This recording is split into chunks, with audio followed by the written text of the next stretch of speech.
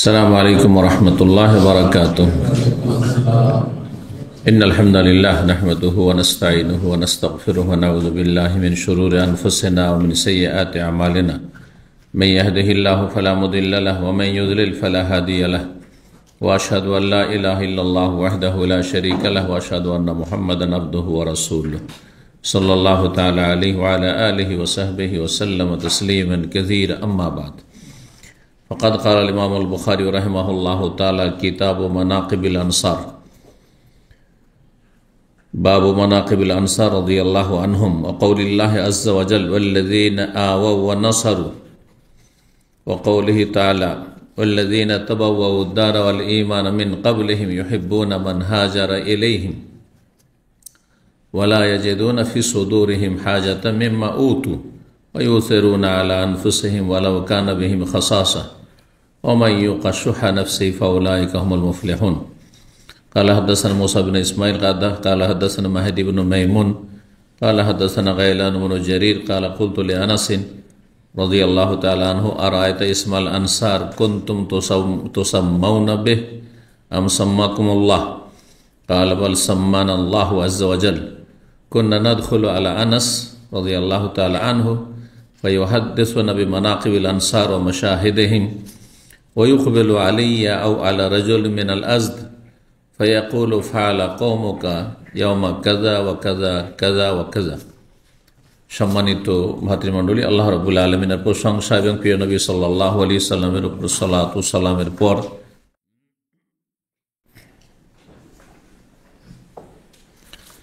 আজ মঙ্গলবার 30শে জামাদাস-সানি 1446 হিজরি মোতাবেক 31শে ডিসেম্বর 2024 আমাদের ধারাবাহিক আলোচনা সহিহুল বুখারীর আনসারীদের ফজিলত বা মর্যাদা নতুন পর্ব আজকে শুরু হবে আর ইনশাআল্লাহ তাআলা বেশ কিছু সময় চলবে।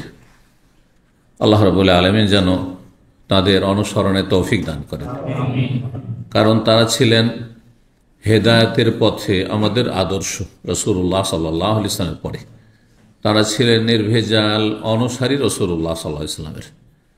তারা যে নবী সাল্লাল্লাহু আলাইহি ওয়াসাল্লামের অনুসারী ছিলেন, এতে কোনো ভেজাল, এতে কোনো রকমের সংমিশ্রণ, দুনিয়ার স্বার্থ এসব কিছু ছিল না। ইখলাসের সাথে তারা আল্লাহ সন্তুষ্টির জন্য নবী সাল্লাল্লাহু আলাইহি ওয়াসাল্লামের পাশে সব সময় থেকেছেন। রাদিয়াল্লাহু তাআলা আনহুম ওয়ারদাহুম। আনসার সাহাবায়ে কেরামরা দুই ভাগে বিভক্ত। সাহাবায়ে কেরামগণকে কোরআনে কারীমের ভাষায় দুই ভাগে ভাগ করা হয়েছে। এক ভাগের নাম হচ্ছে মুহাজির, এক বছর মুহাজিরিন, জি হিজরতকারী, যারা মক্কাতুল মুকাররমা থেকে ইসলামের স্বার্থে, দ্বীনের স্বার্থে মদিনায় হিজরত করে এসেছেন। রাসূলুল্লাহ সাল্লাল্লাহু আলাইহি ওয়াসাল্লাম মুহাজির না আনসার? মুহাজির। তিনি হিজরত করেছেন, তিনি মুহাজির। হিজরত করা আর প্রাচীন ইতিহাস রয়েছে আল্লাহর জন্য, আল্লাহর দ্বীনের জন্য, হ্যাঁ, আর নিজেকে পাপ থেকে, অন্যায় থেকে, গুনাহ থেকে বাঁচানোর জন্য। ইব্রাহিম আলাইহিস সালাম হিজরত করেছেন, করেননি?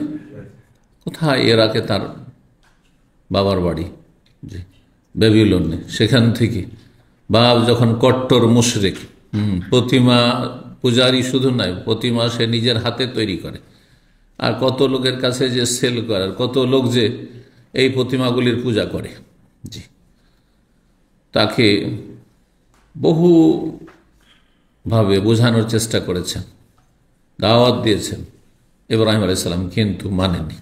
বরং ছেলেকে আরো ধমক দিয়েছেন, শাসানি দিয়েছেন, বাড়ি থেকে তাড়িয়ে দিয়েছেন। হ্যাঁ, যদি আমার আদর্শের বাইরে যাও, তরিকার বাইরে যাও, তাহলে তোমার এখানে কোনো স্থান নেই, বরং তোমাকে মেরে ফেলবো, লা আরজুমান্নাকা, জি মেরে ফেলবো তোমাকে। সুবহানাল্লাহ। তিনি হিজরত করেছেন, আর একা, এই নয় যে দল বেঁধে হিজরত করছেন। তিনি যখন হিজরত করছেন তার সাথে মাত্র দুইজন সঙ্গী, মাত্র দুইজন সঙ্গী। কে কে? হ্যাঁ, লূত আলাইহিস সালাম নবী, তার ভাতিজা, আর তার স্ত্রী সারা, জি রাদিয়াল্লাহু আনহা। 3 জনের কাফেলা সুদূর ইরাক থেকে শাম দেশ, 1 মাসের পথ, জি দীর্ঘ সময়। আপনি চিন্তা করেন দামাম থেকে যদি আপনি এখান থেকে দামেস্ক বা আপনাকে ফিলিস্তিন, দামেস্ক তো নয়, ফিলিস্তিন আসল মোবারক জায়গা হচ্ছে প্যালেস্টাইন, যেটা শাম দেশের গুরুত্বপূর্ণ অংশ। যদিও পুরো শামেই বরকত আছে, কিন্তু এক জায়গা আরেক জায়গার চাইতে বেশি শ্রেষ্ঠ। তো হিজরত করেছেন রাসূলুল্লাহ সাল্লাল্লাহু আলাইহি ওয়াসাল্লাম, সবচাইতে উত্তম হিজরতকারী। তো মুহাজিরিন আর আরেক দলের নাম হচ্ছে আনসার।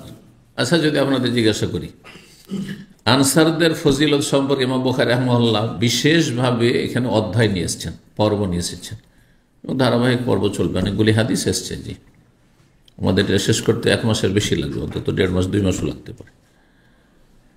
তো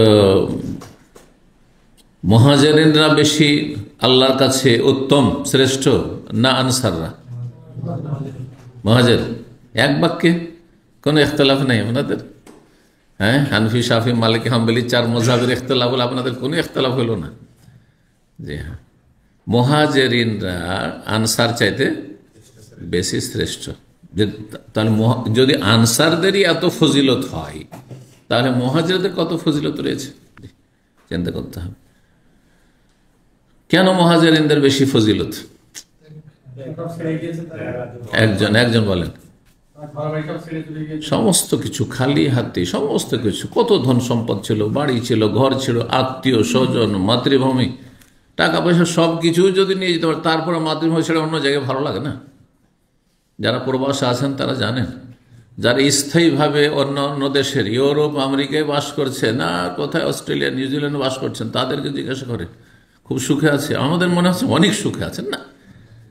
হ্যাঁ, আপনি আপনার গ্রামে আছেন, আপনার এলাকা আছেন, গোটা বংশধর, আত্মীয় স্বজন, ছোট থেকে যাদের সাথে আপনি খেলাধুলা করেছেন, মানুষ হয়েছেন, হ্যাঁ, তাদের সাথে যে আপনি থাকার সুযোগ পেয়েছেন, এটা অনেক বড় নিয়ামত আল্লাহ রাব্বুল আলামিনের। জি, যদি ফিতরা মুক্ত থাকতে পারেন তাহলে, আর মানুষকে যদি সঠিক পথ দেখাইতে পারেন, আল্লাহ তৌফিক দান করুন।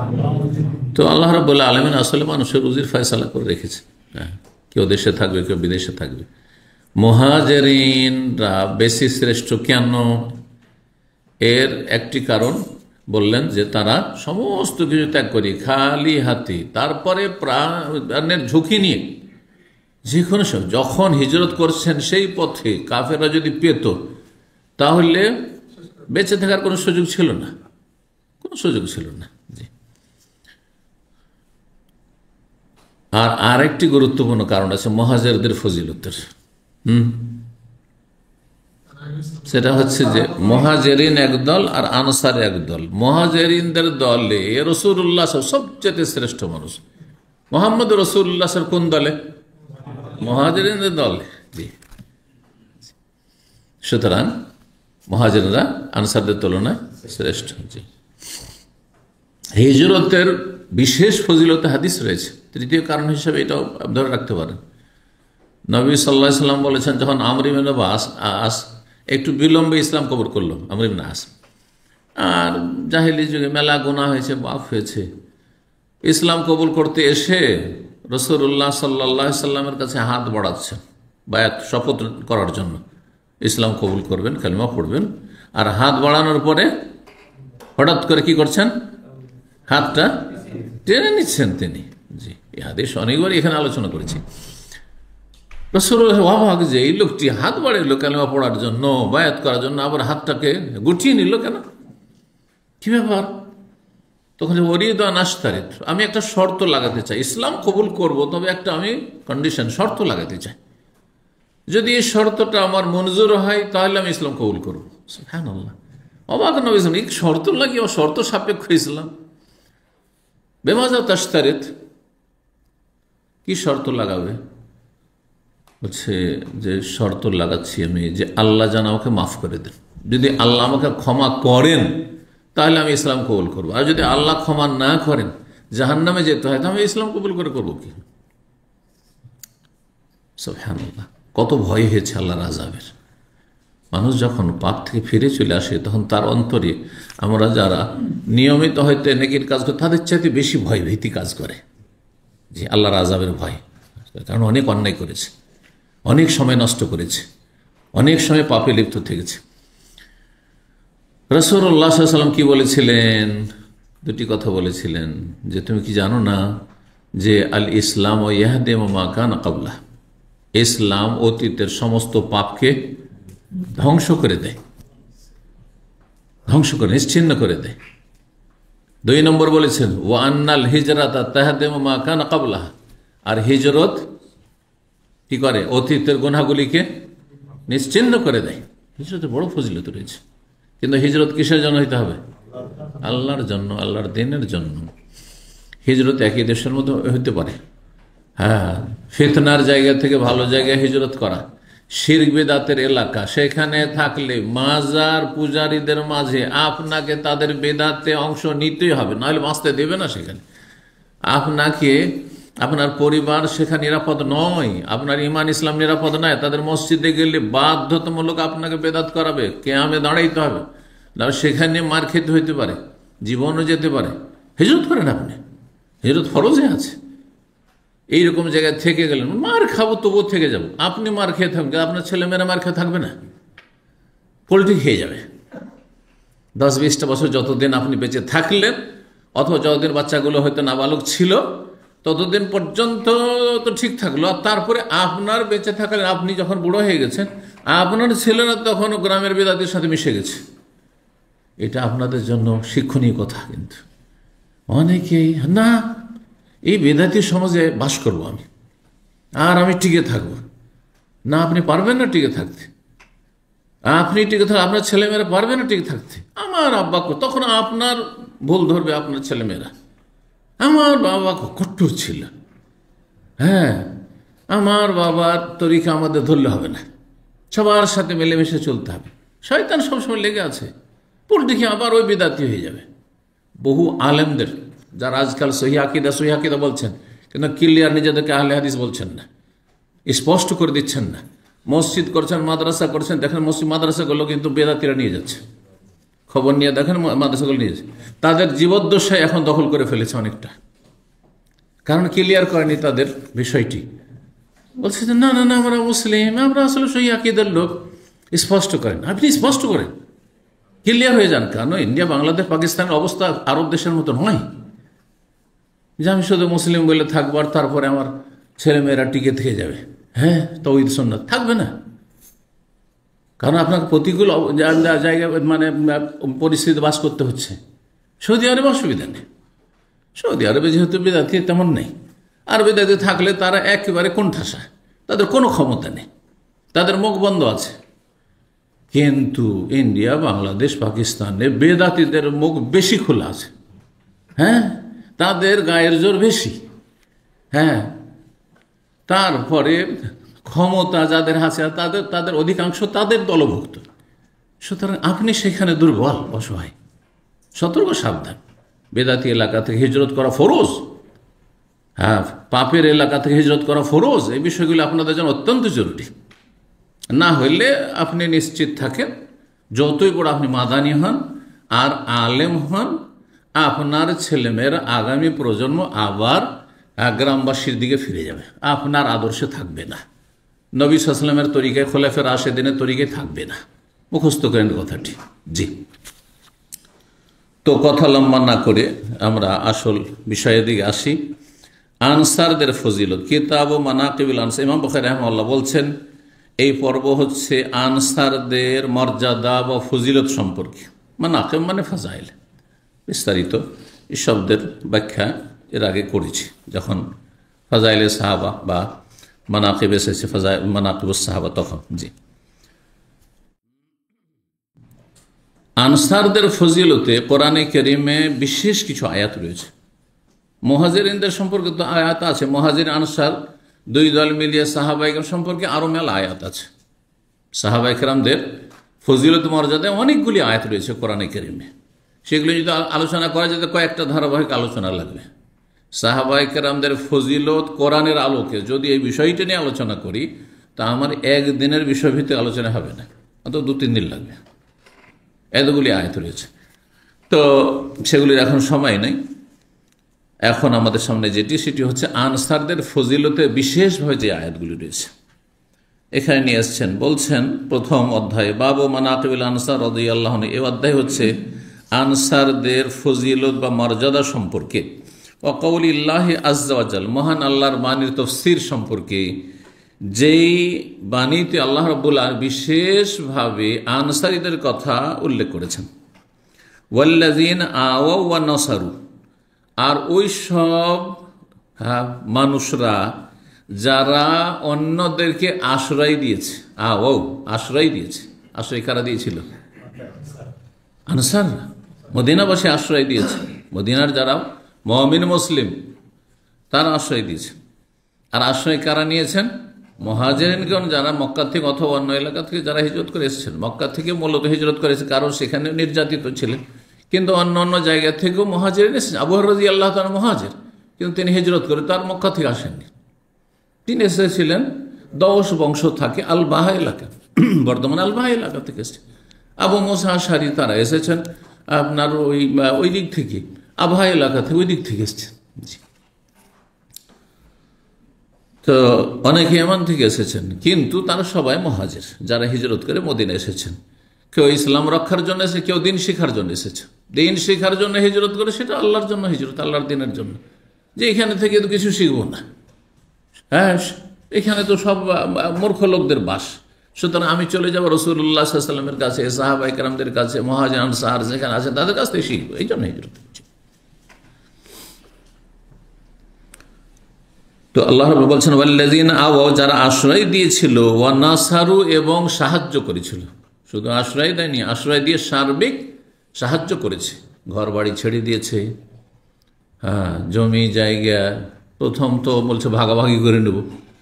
হ্যাঁ মুহাজিররা রাজি হন, না না না নেবো না, আমরা কেন নেব?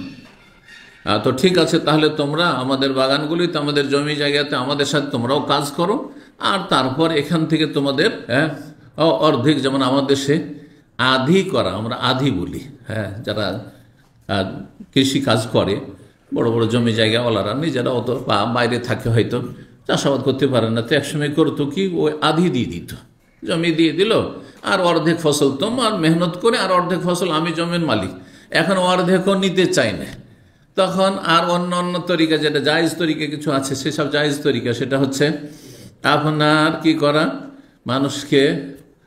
মানুষের কাছে জমি ভাড়া দেওয়া, যেটা শরীয়তের ভাষা ইজারা, ইজারা মানে ভাড়া দেওয়া, কিন্তু সেটাকে আমাদের দেশের লোকেরা বলে খাই খালাসি, অঞ্চল লোকের খেয়ে দিয়ে খালাস।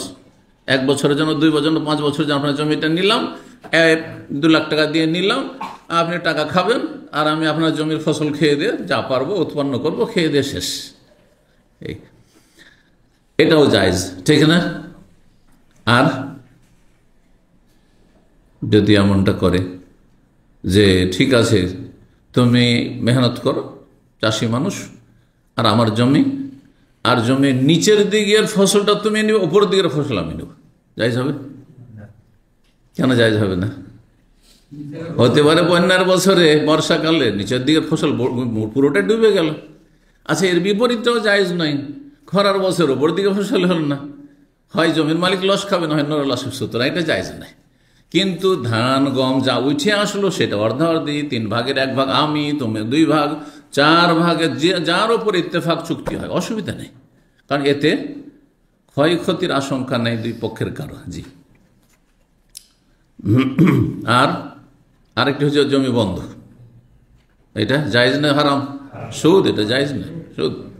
জমি বন্ধক মানে অভাবী মানুষ, টাকার প্রয়োজন, তো জমি এসে দিয়ে দিল যে জমি তুমি নাও, আর এত টাকা ধার দাও, আর তারপরে যতদিন দিতে পারবো না ততদিন ফসল আরামসে খেতে থাকো, আর সুদ খাও তুমি, আর তারপরে তোমার 5 লাখ টাকা ধার নিলে 5 লাখ টাকাই ফিরিয়ে দেবো।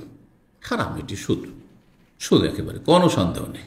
আর আপনার আত্মীয় স্বজন, অনেকের বাবা মা এই হারাম কাজ করে যাচ্ছে, সুতরাং এই হারাম রেজি বাবা মাকে খাওয়িয়ে জাহান্নামে পাঠাবেন না, তাদেরকে জানিয়ে দেন, তাদের মধ্যে অজ্ঞতা রয়েছে, ইসলাম জানে না। জি।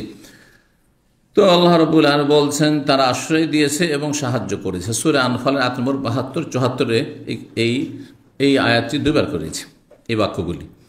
তারপরে সূরা হাশর আয়াত নম্বর 9, যেখানে মুহাজিরিনদের কথা তার আগের আয়াতে রয়েছে, আয়াত নম্বর 8, লিল ফুকারাইল মুহাজিরিন আল্লাযিনা উখরিজু মিন দিয়ারিহিম ওয়া আমওয়ালিহিম ইয়াবতাগুনা ফাযলাম মিনাল্লাহি ওয়া রিজওয়ানা ওয়া ইয়ানসুরুনা আল্লাহ ওয়া রাসূলুহু উলাইকা হুমুস সাদিকুন, তারা সত্যবাদী। তারপরে আল্লাহ বলেন ওয়াল্লাযিনা তাবাওয়াউদ দারা ওয়াল ঈমান, যারা বসবাস করেছিল, আর দারা মানে দারুল মদিনা, মদিনা শহরে, দার মানে নগরী, মদিনা শহরে, মদিনা নগরীতে যারা বসবাস করেছিল। তাওয়ার শাব্দিক অর্থ হচ্ছে আশ্রয় নেওয়া, স্থান নেওয়া, তার মানে বসবাস করা। এই জন্য এই শব্দটি রয়েছে আর একটি প্রসিদ্ধ হাদিসে সহিহ মুসলিমের, মান কাযাবা আলাইয়া মুতাআম্মিদান ফালিয়াতাবাওয়া মাকআদাহু মিনান নার, যেই ব্যক্তি ইচ্ছে করে আমার ওপর মানে রাসূলুল্লাহ সাল্লাল্লাহু আলাইহি ওয়াসাল্লামের ওপর মিথ্যারোপ করবে, যে নবী এই কথা বলেছেন। হ্যাঁ, নবী সাল্লাল্লাহু আলাইহি ওয়াসাল্লামের এটি হাদিস, কিন্তু জাল কথা। হ্যাঁ, নবী সাল্লাল্লাহু আলাইহি ওয়াসাল্লাম নূরের পয়দা, নবী সাল্লাল্লাহু আলাইহি ওয়াসাল্লামের ছায়া ছিল না, হ্যাঁ, ইত্যাদি ইত্যাদি। যারাই নবী সাল্লাল্লাহু আলাইহি ওয়াসাল্লাম সম্পর্কে মিথ্যাচার করবে, ফালিয়াতাবাওয়া, সে যেন নিজে তৈরি করে নেই স্থান, হ্যাঁ, তৈরি করে নেই, মাকআদাহু, তার জায়গা কোথায়, মিনান নার, জাহান্নামে, জাহান্নামে তার জায়গা তৈরি করে নিল, তার স্থান হচ্ছে জাহান্নাম, তাবাওয়া। তো ওখান থেকে আল্লাযিনা তাবাওয়াউদ দারা, যারা বসবাস করেছে কোথায়, মদিনায়, তারা মদিনার বাসিন্দা। আনসারীরা প্রাচীন যুগে মদিনার আগে এমান দেশের মানুষ ছিল, কাহতান বংশের। আরব জাতি দুই ভাগে বিভক্ত, প্রাচীন আরব, কাহতান এবং আদনান। তো দক্ষিণ অঞ্চলের যারা আরব তারা হচ্ছে কাহতান বংশ, আর উত্তর অঞ্চলের বা মধ্যম অঞ্চলের আরব দেশের যত আরব সব হচ্ছে আদনান বংশের। নবী সাল্লাল্লাহু আদনান বংশের। জি, তো এরা ইয়ামান থেকে প্রাচীন যুগে এসেছিলেন। এই আনসারীদের দুটো আবার বংশ ছিল, বংশগুলির নাম কি, আওস এবং খাজরাজ। আওস বংশের চাইতে খাজরাজ বংশ বেশি সংখ্যাগরিষ্ঠ, তারা বেশি সংখ্যাগরিষ্ঠ, বেশি প্রভাবশালী ছিল। তো এই দুটো গোষ্ঠী ইসলামের পূর্বে তারা কোন ধর্ম পালন করত, পৌত্তলিক, তারা মুশরিক, হ্যাঁ, হিন্দুদের মতো বা মক্কার কাফেরদের মতো এরা কি ছিল, হ্যাঁ, প্রতিমা পূজারী ছিল। জি, আর বাকি তিনটি বংশ ছিল ইহুদিদের, যারা ইহুদিদের যে ধর্ম, বিকৃত ধর্ম, সেই বিকৃত ধর্ম পালন করত। ওয়াল্লাযিনা তাবাওয়াউদ দারা, আর যারা মদিনায় বসবাস করেছে, ওয়াল ঈমান, এবং ঈমানকে অন্তরে ধারণ করেছে বা আশ্রয় দিয়েছে। মদিনায় বসবাস করেছে, ওয়াল ঈমান মানে ঈমান নিয়ে এসেছে, বিশ্বাস স্থাপন করেছে। মিন ক্বাবলিহিম মানে এদের পূর্বে, মুহাজিরিনদের পূর্বে অনেক মুহাজির যারা পরে ইসলাম গ্রহণ করেছে, কিন্তু এরা বিশেষভাবে প্রথম সারির যারা আনসার, তারা নবী সাল্লাল্লাহু আলাইহি ওয়াসাল্লামের সাথে হজ মৌসুমে গিয়ে রাতের অন্ধকারে চুপচাপ গিয়ে দেখা সাক্ষাৎ করেছে, কাফেররা যাতে টের না পায়, না হলে মহা মুশকিল রয়েছে। বায়াতে উল আকাবা, বায়াতে আকাবা, প্রথম বায়াতে আকাবা, দ্বিতীয় বায়াতে আকাবা, যে নবী সাল্লাল্লাহু আলাইহি ওয়াসাল্লামের যেসব সাহাবায়ে কেরামগণ ইসলাম গ্রহণ করেছেন আনসার। জি, আর তারপরে তারা এসে মদিনায় ইসলামের চর্চা করা, ইসলামের দাওয়াত দেওয়া শুরু করেছেন, নিজের পরিবার পরিজন আত্মীয় স্বজন। নবী সাল্লাল্লাহু আলাইহি ওয়াসাল্লাম হিজরত করে আসার সময় অনেক লোক, প্রায় লোকে মুসলমান হয়ে গেছে। ইউহিব্বুনা মান হাজারা ইলাইহিম, এরা এত ভালো মানুষ যে যারা হিজরত করে আসতো তাদেরকে ভালোবাসত। অথচ মানুষের স্বভাব হচ্ছে রিফিউজিকে ঘৃণা করা। খুব গুরুত্বপূর্ণ কথা। রিফিউজি যদি 50 বছর হয়ে যায়, জানে যে এর বাপদাদা এখানকার নয়, তাহলে ওরাকে একটা খারাপ দৃষ্টি দেখে। আর এরা বাইরে থেকে এসছে, হ্যাঁ, বাইরে থেকে এসছে, পুরান ঢাকার লোক আর নতুন বাইরে থেকে আসার লোক, বুঝতে চান ওখানে গিয়ে আপনি বুঝতে পারবেন। কথা বোঝা গেছে? এলাকাতে কিছু লোক এসেছে, ধরেন ইন্ডিয়া থেকে হিজরত করে এসছে, ওই আপনার হয়তো 47-এর সময় চলে এসছে, আর 71-এর অনেক আগে এসছে, তারপরও যদি জানে যে এরা বাইরে থেকে এসছে, আর এরা বাইরের লোক, বাস্তব সত্য। আরও বলি তিক্ত অভিজ্ঞতার কথা, সেটা হচ্ছে নিজের অভিজ্ঞতা নাই হোক, কিন্তু এটা হচ্ছে বর্তমান পরিস্থিতি। যারা পাকিস্তান আর ভারত যখন ভাগ হলো, ইন্ডিয়া পাকিস্তান কোন সালে? হ্যাঁ, 47 সালে। তারপরে যারা ভারত থেকে উর্দু ভাষীরা, এমন কিছু বাঙালিও করাচি পশ্চিম পাকিস্তানে হিজরত করে এসছেন, আসেনি? এখন পর্যন্ত তাদের নাম হচ্ছে মুহাজির। হ্যাঁ, মুহাজির। চিন্তা করেছেন? আর যারা বাঙালি ফেসা আছে তাদের কি অবস্থা সেখানে? যেমন বাঙালি যারা ফেসা আছে তাদের অবস্থা দুরবস্থা সেখানে, ঠিক ওই রকমই যারা বিহারি ফেসা আছে ঢাকাতে তাদের অবস্থা দেখুন। বাস্তব সত্য, তিক্ত কথা। তো কথা হচ্ছে যে মুহাজিরিনদেরকে মানুষ সাধারণত ভালোবাসে না, জ্ঞান নজরে দেখে। কিন্তু যারা আগে থেকে চলে এসছে, এরা আগে থেকে আছে, যতদিন থেকে জানি আমার বাপদাদা আমল থেকে এরা আছে, আমাদের সাথে বসবাস করে, ওরা যেন কাছের। সেখানে দেখে না যে কে ইমানদার, কে পরেশগার, কে ভালো মানুষ, যার ভিত্তিতে মানুষকে ভালোবাসতে হবে। কিসের জন্য ভালোবাসতে হবে? আল্লাহর জন্য, আল্লাহর দিনের জন্য, রসুলের জন্য, কোরআনের জন্য, এই জন্য ভালোবাসবেন। তো যারা আল্লাহর সাথে বেশি সম্পর্ক, রসুলের সাথে সম্পর্ক, কোরআনের সাথে সম্পর্ক, কিবলার সাথে সম্পর্ক, মসজিদের সাথে, তাকে ভালোবাসবো।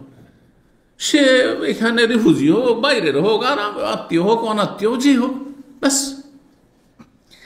কিন্তু মানুষের সব, তাই আল্লাহ বলছে ইউহিব্বুনা মান হাজারা ইলাইহিম, যারা তাদের কাছে হিজরত করেছে তাদেরকে তারা ভালোবেসেছে।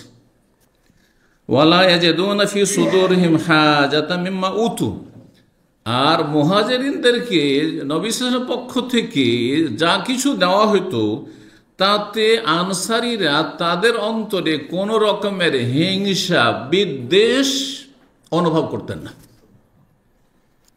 অথচ স্বাভাবিক মানুষের স্বভাব হচ্ছে, আরে সমস্ত কোরবানি আমরা দিলাম, আমরা আশ্রয় দিলাম, আমরা এত সাহায্য করলাম, সবকিছু তাদের জন্য উৎসর্গ করলাম, আর আমাদেরকে কিছুই দেয় না, শুধু বঞ্চিত করা হচ্ছে, আর মুহাজিরিনদের কি দেওয়া হচ্ছে? হতে পারে কিনা?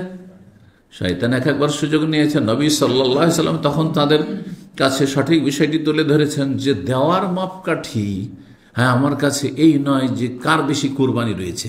কারণ যাদের কোরবানি রয়েছে হয়তো তাদেরকে দেওয়ার প্রয়োজন নেই, কারণ তাদের মধ্যে ঈমান ইখলাস এত বেশি যে দুনিয়ার এই তুচ্ছ স্বার্থ চাই না তারা। কিন্তু নতুন নতুন লোক যারা, তাদেরকে না দিলে হ্যাঁ কচুর পাতার পানির মতো পল্টি খেয়ে যাবে। এবার বুঝতে পেরেছেন? এই জন্য পুরাতন ভাইরা, ধরেন খাবার দাবার কম আছে, পুরাতন ভাইরা যদি না খান কোনো অসুবিধা নেই, না আগে আপনারা বসবেন, এটা উচিত মোটেই নয়। তাহলে এখানে আপনাদেরই মানে দুর্বলতা আছে। কিন্তু নতুন নতুন মানুষ আসতে চাই না, আরে 1 ঘন্টা 1.5 ঘন্টা বসতে হবে, আরে বিপদ।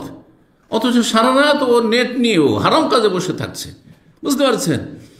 ওদের হ্যাঁ সম্মান করা, ওদের আপ্যায়ন করা, হ্যাঁ এটা মূল্যায়ন করা, এটা গুরুত্বপূর্ণ বিষয়। কারণ ওদের যদি মূল্যায়ন না করা, ও আমাদের কোনো মূল্যায়ন নেই সেখানে, আমরা কোনো পাত্তাই পাই না ওখানে, কি ঠিক না? হীনমন্যতা কাজ করবে, তখন শয়তান ও আর এক রাস্তা দিয়ে গুমরা করার সুযোগ পাবে, না না যাবো না আমরা, বাদ দে। তো মুহাজিরিনদের যখন নবী সাল্লাল্লাহু আলাইহি ওয়াসাল্লাম দিতেন, জিহাদের ময়দান থেকে গনিমতের ধন সম্পদ আসলো, যুদ্ধলব্ধ ধন সম্পদ, আর বেশি বেশি তাদেরকেই দিতেন, তখন সাহাবায়ে কেরাম যারা আনসারী, তারা মনে কোনো কষ্ট, সংকীর্ণতা বোধ, আর তারপরে কোনো হিংসা, ঈর্ষা, এসব কিছুই ছিল না। যদি সাময়িক কিছু হয়েছে, নবী সাল্লাল্লাহু আলাইহি ওয়াসাল্লামের উপদেশের মাধ্যমে সে রোগ সেরে গেছে। প্রাথমিক রোগ হতে পারে, সুস্থ মানুষকে প্রাথমিক রোগ হয় না, হয়, কিন্তু রোগটা জটিল হয় না। কিন্তু যদি বেশি অসুস্থ হয়ে যান, তখন রোগটা কি হয়ে যায়, তখন জটিল রোগের আকার ধারণ করে, তখন আর ভালো করা সম্ভব হয় না, তখন আরোগ্য সম্ভব হয় না। জি, তো এই ছিল দুটো আয়াত আনসারীদের সম্পর্কে। 3776 নম্বর হাদিস বর্ণনা করছেন গায়লান ইবনে জারীর রাহিমাহুল্লাহ তাবেঈ। তিনি বলছেন, কুলতু লি আনাস, আমি আনাস ইবনে মালিক রাদিয়াল্লাহু তাআলা বললাম, আর আয়াত, আচ্ছা বলুন তো, ইসমাল আনসার, এই আনসারীদের যে নামটা রয়েছে আনসার, কুনতুম তুসাম্মাউনা বিহি আম সাম্মাকুমুল্লাহ, আপনারাই এই নামকরণ নিজেদের করেছেন নাকি আল্লাহ আপনাদের নামকরণ করেছেন? আল্লাহ আপনাদের নাম আনসার রেখেছেন, না আপনারা নিজেরা এই নামটা নিজে নিয়েছেন? হ্যাঁ, কোনটা ঠিক? আল্লাহ নাম রেখেছেন। তার মুহাজির আনসার এই নাম কার দেওয়া? আল্লাহর দেওয়া। তাহলে নামে কোনো যায় আসে না, কিন্তু নামকে কেন্দ্র করি যদি ইসলাম বিরোধী, হ্যাঁ, অপতৎপরতায়, অন্যায় যদি লিপ্ত হয়ে যান, তখন হারাম, তখন হারাম। বুঝছেন না? এই নাম স্বয়ং আল্লাহ দিয়েছেন, কিন্তু যখন এক আর আনসারি আর এক মুহাজিরে পানি নিয়ে একটু ঝগড়া হয়ে মুহাজির আনসারিকে মেরে দিয়েছে, যখন একটা ঘুষি মেরে দিয়েছে, ধাক্কা দিয়েছে, তখন আর সে একবার চিৎকার করে ডাক দিয়েছে, হ্যাঁ কাকে? আনসারি তো, ইয়াল আনসার, হে আনসারিরা রক্ষা করো, আমাকে মেরে দিল। দৌড় দিয়ে চলে সবাই আনসার, হয়েছে কি হয়েছে কি? এদিকে মুহাজির ভাবলো যে তো আমার বাঁচবো না এখন, আমাকে তো গণপিটুনি দিবে এরা। তখন যে ইয়াল মুহাজিরিন, হে মুহাজিরিনরা আমাকে রক্ষা করো।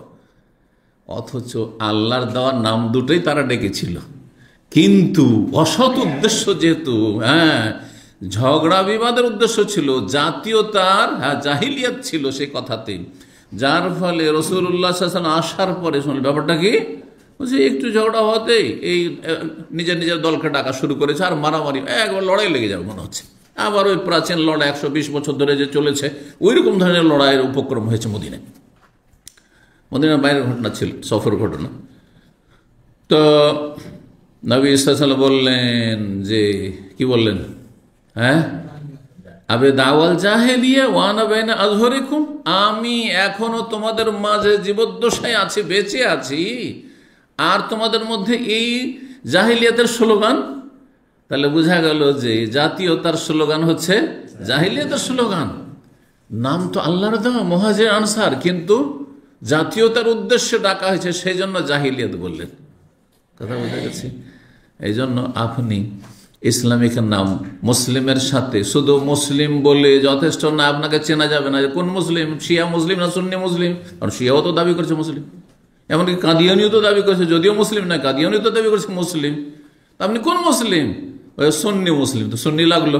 আর সুন্নি মুসলিম মানে আপনি সিন্নি খাওয়া সুন্নি না, কোরআন সুন্নার সুন্নি। আর বুঝতে পারছেন? সিন্নি খাওয়া সুন্নি মানে যত শিরক বেদাত করে তত পাকা সুন্নি, মাজার পূজা করে। সুন্নি মানে ওই যে বেরেলবি রেজবি যারা, কথা বলছেন, ওরা হচ্ছে ইন্ডিয়া বাংলাদেশের কথিত সুন্নি। তো এখন আপনি ওই সুন্নি না কোরআন সুন্নার অনুসারী সুন্নি, নাকি শুনে শুনে মুসলমান সেই জন্য সুন্নি? এক হিন্দু পুলিশ আমাকে এক স্টেশনে দেখা, আমার ছাত্র জীবনের কথা। তো অনেকক্ষণ বসে আছি, ট্রেন ধরবো, অনেকক্ষণ হয়ে গেছে রাত। তো ওই হিন্দু পুলিশ এসে আমার সাথে, তখন যৌবনকালে দাড়িটা একটু হয়েছে, এসে কথা বলতে শুরু করেছে। বলছে আমি জানি সুন্নি কাকে বলে, শিয়া কাকে বলে। নিজেই বলছে কাকে বলে। তো বলছে সুন্নি যারা শুনে শুনে মুসলমান হয়েছে, আর শিয়া जो नबी साहब को देख के मुसलमान हुआ है। কথা বুঝতে পেরেছেন? এই হচ্ছে অজ্ঞতা। তারা তো নিজের ধর্ম, হিন্দু ধর্ম সম্পর্কে বলতে পারবেন না, ইন্ডিয়ায় বাস করে, আর যদি মুসলিম না হয় তো হিন্দু। সুতরাং জৈন হিন্দু সবাই হিন্দু, কথা বুঝতে পেরেছেন? তো হিন্দু ধর্মে তো কোনো স্টেশন নেই জি বলতে পারবে একটা সংজ্ঞা দাও যে হিন্দু ধর্ম কাকে বলে। আমি একজন মুসলিম বলতে পারবো যে ইসলাম কাকে বলে। ইসলাম 5টি জিনিস কি করতে হবে, 5টা হচ্ছে তার রুকন, আর ইমান এর জন্য বিশ্বাস করতে হবে 6টায়, 6 5 11টা যদি থাকে, আর এইটি হচ্ছে মূল, শেকড় আর মূল ডালপালা, আর তারপরে এর কিছু ছোট ছোট ছোট শাখা প্রশাখা আছে, যেমন একটা গাছের হয়। এটা হচ্ছে ইসলাম। বোঝা গেছে? যে যারা এটা মানবে সে মুসলিম, যে মানবে না সে মুসলিম না। কিন্তু হিন্দু বলতে পারবে জানো না কিছু। ওইরকম আমাদের মুসলিম সমাজে যারা বেদাতি, ওরা জানেই না, ও মনে করে যে হানাফি মানে মনে হয় আদম আলাইহিস সালাম হানফি ছিলেন। ইন্ডিয়াতে আমার ওস্তাদ, আপনার নাম শুনেছেন হয়তো, শেখ সাফির মোবারকপুরি, রাহিকুল মখতুম সিরাতুন নবী এর ওপরে কিতাব লিখে তিনি সারা বিশ্বে যে মক্কাতুল মুকাররমায় ফার্স্ট প্রাইজ পেয়েছিলেন। তো তিনি বলছিলেন যে আমার ডিস্ট্রিক্টে মোবারকপুরে এক বেরলবি বক্তা ওয়াজ করছে। বক্তারা কত কম বক্ত হয়, কত যে মূর্খ হয় চিন্তা করেন। অধিকাংশ বক্তা এরকম, কিন্তু যদি আলেম না হয়, আলেমবিহীন বক্তা হয় এরকমই। তো বক্তা বলছে যে ইব্রাহিম আলাইহিস সালাম হানফি ছিলেন, ইব্রাহিম আলাইহিস সালাম হানফি ছিলেন, প্রমাণ করো যে আবু হানিফার বাপ হানফি ছিলেন, এইটা প্রমাণ করো। আবু হানিফার জন্ম 80 হিজরিতে, 80 হিজরির আগে যারা, এই যে হিজরি মানে কি, নবী সাল্লাল্লাহু আলাইহি ওয়াসাল্লাম হিজরত করেছেন, হিজরতের আগেও 13 বছর ইসলাম ছিল, তাই না মক্কায়? তাহলে এই সময়কালটা ৮০ হিজরিতে জন্ম, আর একজন জন্ম হইলেও তো ইমাম হয়ে যায় না, ওকে ২০ বছর কমপক্ষে লেখাপড়া করতে ২৫ বছর লাগবে, ঠিক না? আর তারপরে তো সাবালক হওয়া পর্যন্ত ব্যবসায় করেছে, তারপরে পড়াশোনার ঝোঁক হয়েছে। তাহলে এতদিন পর্যন্ত ১০০ হিজরি পর্যন্ত মোটামুটি যে লক্ষ লক্ষ মুসলিম উম্মাহ চলে গেছে, তাদের মধ্যে সাহাবায়ে কেরাম, তাবেঈন, তাবা তাবিন চলে যাচ্ছে, এরা কোন মযহাবের অনুসারী ছিলেন? আর এখন তো ইমাম শাফি জন্মেই নি, তো শাফি তো হওয়ার প্রশ্নে ওঠে না, তাই না? কারণ ইমাম শাফি জন্ম হচ্ছে ১৫০ হিজরিতে, বুঝতে পারছেন? তো কি বলবেন? কিছুই জানেন না, বাস জানে যে ৪ মযহাব ৪ ফরজ, আর কিছুই জানে না, মূর্খ। জি, আল্লাহ হেদায়েত দান করুন। তো আনসার নাম আল্লাহ দিয়েছেন, কালাবাল সাম্মান আল্লাহ আযা, মহান আল্লাহ আমাদেরকে এই নাম দিয়েছেন। এইরকমই মুসলিম নাম কার দেওয়া? আল্লাহর নাম দেওয়া। কিন্তু মুসলিম, খাঁটি মুসলিম প্রকাশ করার জন্য যদি বলেন যে আমি সালাফি, সালাফদের অনুসারী, আর সালাফ মানে তুমি না বুঝলে বুঝা নাও, সালাফ মানে রাসূলুল্লাহ ১ নম্বর সালাফ, তারপরে সাহাবায়ে কেরাম, সালাফ মানে আমাদের যারা কি পূর্বসূরি, হ্যাঁ আগে চলে গেছে, পূর্বে চলে গেছেন, তা আর পূর্বে ইসলামের প্রথম গিয়েছেন নবী সাল্লাল্লাহু আলাইহি সাল্লাম, তারপরে সাহাবায়ে কেরাম, তারপরে তাবেঈন, তারপরে তাবা তাবেঈন, ৩টি স্বর্ণযুগ, তাদের সবার আমরা খাঁটি অনুসারী, আমরা একজনের অনুসারী নয়। শুধু আবু হানিফার অনুসারী নয় যে নিজেকে হানফি বলবো, শুধু শাফির অনুসারী নয় যে শাফি বলবো, নিজে ইমাম মালিকের অনুসারী নয় যে মালিকি বলবো, ইমাম আহমদ বিন হাম্বল একজনের শুধু অনুসারী নয় যে হাম্বলি বলবো, বরং আমরা এইরকম হাজার হাজার লক্ষ লক্ষ ওলামা আইম্মা পয়দা হয়েছেন, তাদের সবার অনুসারী, যারা কোরআন সুন্নাহর আলেম, তাদের সবার অনুসারী। কারণ সবার অনুসরণে, আর প্রথম সারির যারা মুসলিম, যাদের আল্লাহ সার্টিফিকেট দিয়েছেন ৩ যুগকে, তাদের অনুসরণে হক সীমিত রয়েছে, কিন্তু একজনের অনুসরণে হক সীমিত নেই, একমাত্র রাসূলুল্লাহ ছাড়া। রসুলের পরে কোনো একজনকে মানবেন, এতে হক সত্য সীমিত নেই, ভুল হতেই পারে, ভুলের ঊর্ধ্বে আম্বিয়া রসুল ছাড়া কেউ না। এই কথাগুলি বুঝার মতো জ্ঞান থাকবে বা বুঝার চেষ্টা করবে, তাহলে না সঠিক হেদায়েত পাবে। সমস্যাটা হচ্ছে আমাদের দেশে এরকম। জি, তো বাল সাম্মান আল্লাহ, যা মহান আল্লাহ নাম রেখেছেন, কুন্না নাদখুল আনাস, তারপরে বলছেন গাইলান যে আমরা আনাস রাদিয়াল্লাহু তাআলার কাছে যেতাম, ফায়ুহাদ্দিসুনা, তারপরে তিনি আমাদেরকে হাদিস বর্ণনা করতেন, বেমানাকিবিল আনসার, আনসারীদের ফজিলত সম্পর্কে, মর্যাদা সম্পর্কে, আনসারীদের বড় মর্যাদা, বিভিন্ন হাদিসগুলো শুনে তো রাসূল ও মাশাহিদহুম, এবং তাদের যে ইসলামের খেদমতগুলি, বিভিন্ন জিহাদে তারা শরীক হয়েছেন এবং তারা জান মাল সবকিছুর কোরবানি করেছেন, সেগুলি বর্ণনা করতেন। ওয়ায়ুকবিলু আলাইয়া, কখনো কখনো আমার দিকে মুখ করে, আমাকে উদ্দেশ্য করে বলতেন, আও আলা রাজুল আল আজদ, অথবা কখনো কখনো একজন মানুষ ছিল আজদ বংশের, আর আজদ বংশ প্রাচীন যুগের একটি বিশাল বংশের নাম, যেই বংশেরই একটি শাখা বংশ হচ্ছে এ আনসারীরা, আনসারীরাও আজদের অন্তর্ভুক্ত। জি, তো আজদ বংশকেও সম্বোধন করে বলতেন, বা আজদ বংশের লোককেও লক্ষ্য করে বলতেন, আর আমাকেও লক্ষ্য করে বলতেন। কেন লক্ষ্য করে বলতেন আনাসকে? যেহেতু আনাস ছিলেন আনসার বংশের, আনসার বংশের আনসারী।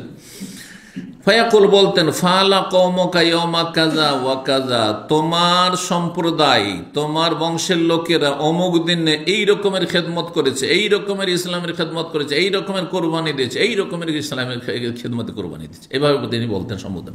অর্থাৎ তিনি ফজিলত মর্যাদাগুলি এবং তাদের কৃতিত্বগুলি বর্ণনা করতেন। 3777 নম্বর হাদিস, মা আয়েশা রাদিয়াল্লাহু তাআলা আনহা বর্ণনা করেছেন, কালা, তিনি বলেন, কানা ইয়াউমু বুআস ইয়াওমান কদ্দামাহুল্লাহ রাসূল সাল্লাল্লাহু আলাইহি সাল্লাম, বোয়াসের যুদ্ধ, নাম শুনেছেন? বোয়াসের যুদ্ধ কেউ শুনেছেন? শুনেননি, ভুলে গেছেন। রাসূলুল্লাহ সাল্লাল্লাহু আলাইহি সাল্লামের মদিনা আগমনের কিছুদিন পূর্বে এই যুদ্ধ থামে, বা রাসূলের আগমনে থামে।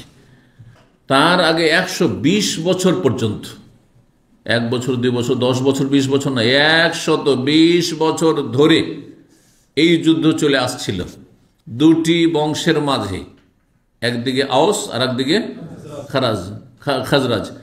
তাদের এই যুদ্ধ যে চলে আসছিল, এমন জাতীয়তার আকার ধারণ করেছিল যে আওসের নাম খাজরাজ শুনতে পারে না, খাজরাজের নাম আওস শুনতে পারে না। আর যে যাকে যেখানে পায়, গ্রামাঞ্চলে এক সময় গ্রামীণ পলিটিক্স আর লড়াই এমন ছিল যে কোনো মানুষ নিরাপদ ছিল না। এমন এমন এলাকা আমরা জানি, শুনেছি বা দেখেছিও, সুবহানাল্লাহ, জীবন নিয়ে পালাইতে হয়েছে, বাড়িঘর ছেড়ে পালাইতে হয়েছে, কারণ ওই বংশের লোক কোনো কিছু, নিরীহ মানুষ, তারা মার, হ্যাঁ ধর ওকে, কারণ ওই বংশের লোক, কারণ আমাদের দুশ্মন। এগুলি জাহিলিয়াত আসলে। তো এইরকম ছিল এদের অবস্থা, আওস খাজরাজের অবস্থা। ঝগড়া কি নিয়ে শুরু হয়েছিল, তাও একটু পানি নিয়ে, কারণ পানির অভাব আরব দেশে, যে জিনিসটার অভাব হয় সেটা নিয়ে মানুষের মারামারি কাটাকাটি হয়, তাই না? অভাব না থাকলে কিন্তু অভাবে স্বভাব নষ্ট।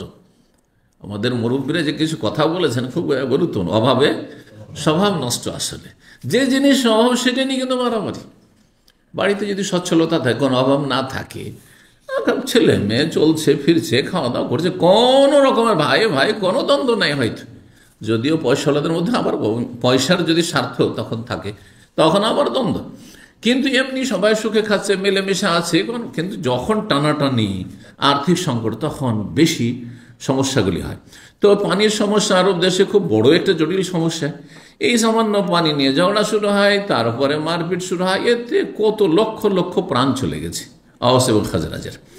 বোয়াস জায়গাটি মদিনা থেকে 2-3 কিলোমিটার দূরে, যে 2 মাইলের কথা বলা হয়েছে বা 3 মাইল দূরে ছিল, সেই জায়গায় একটি জায়গার নাম তাহলে বোয়াস।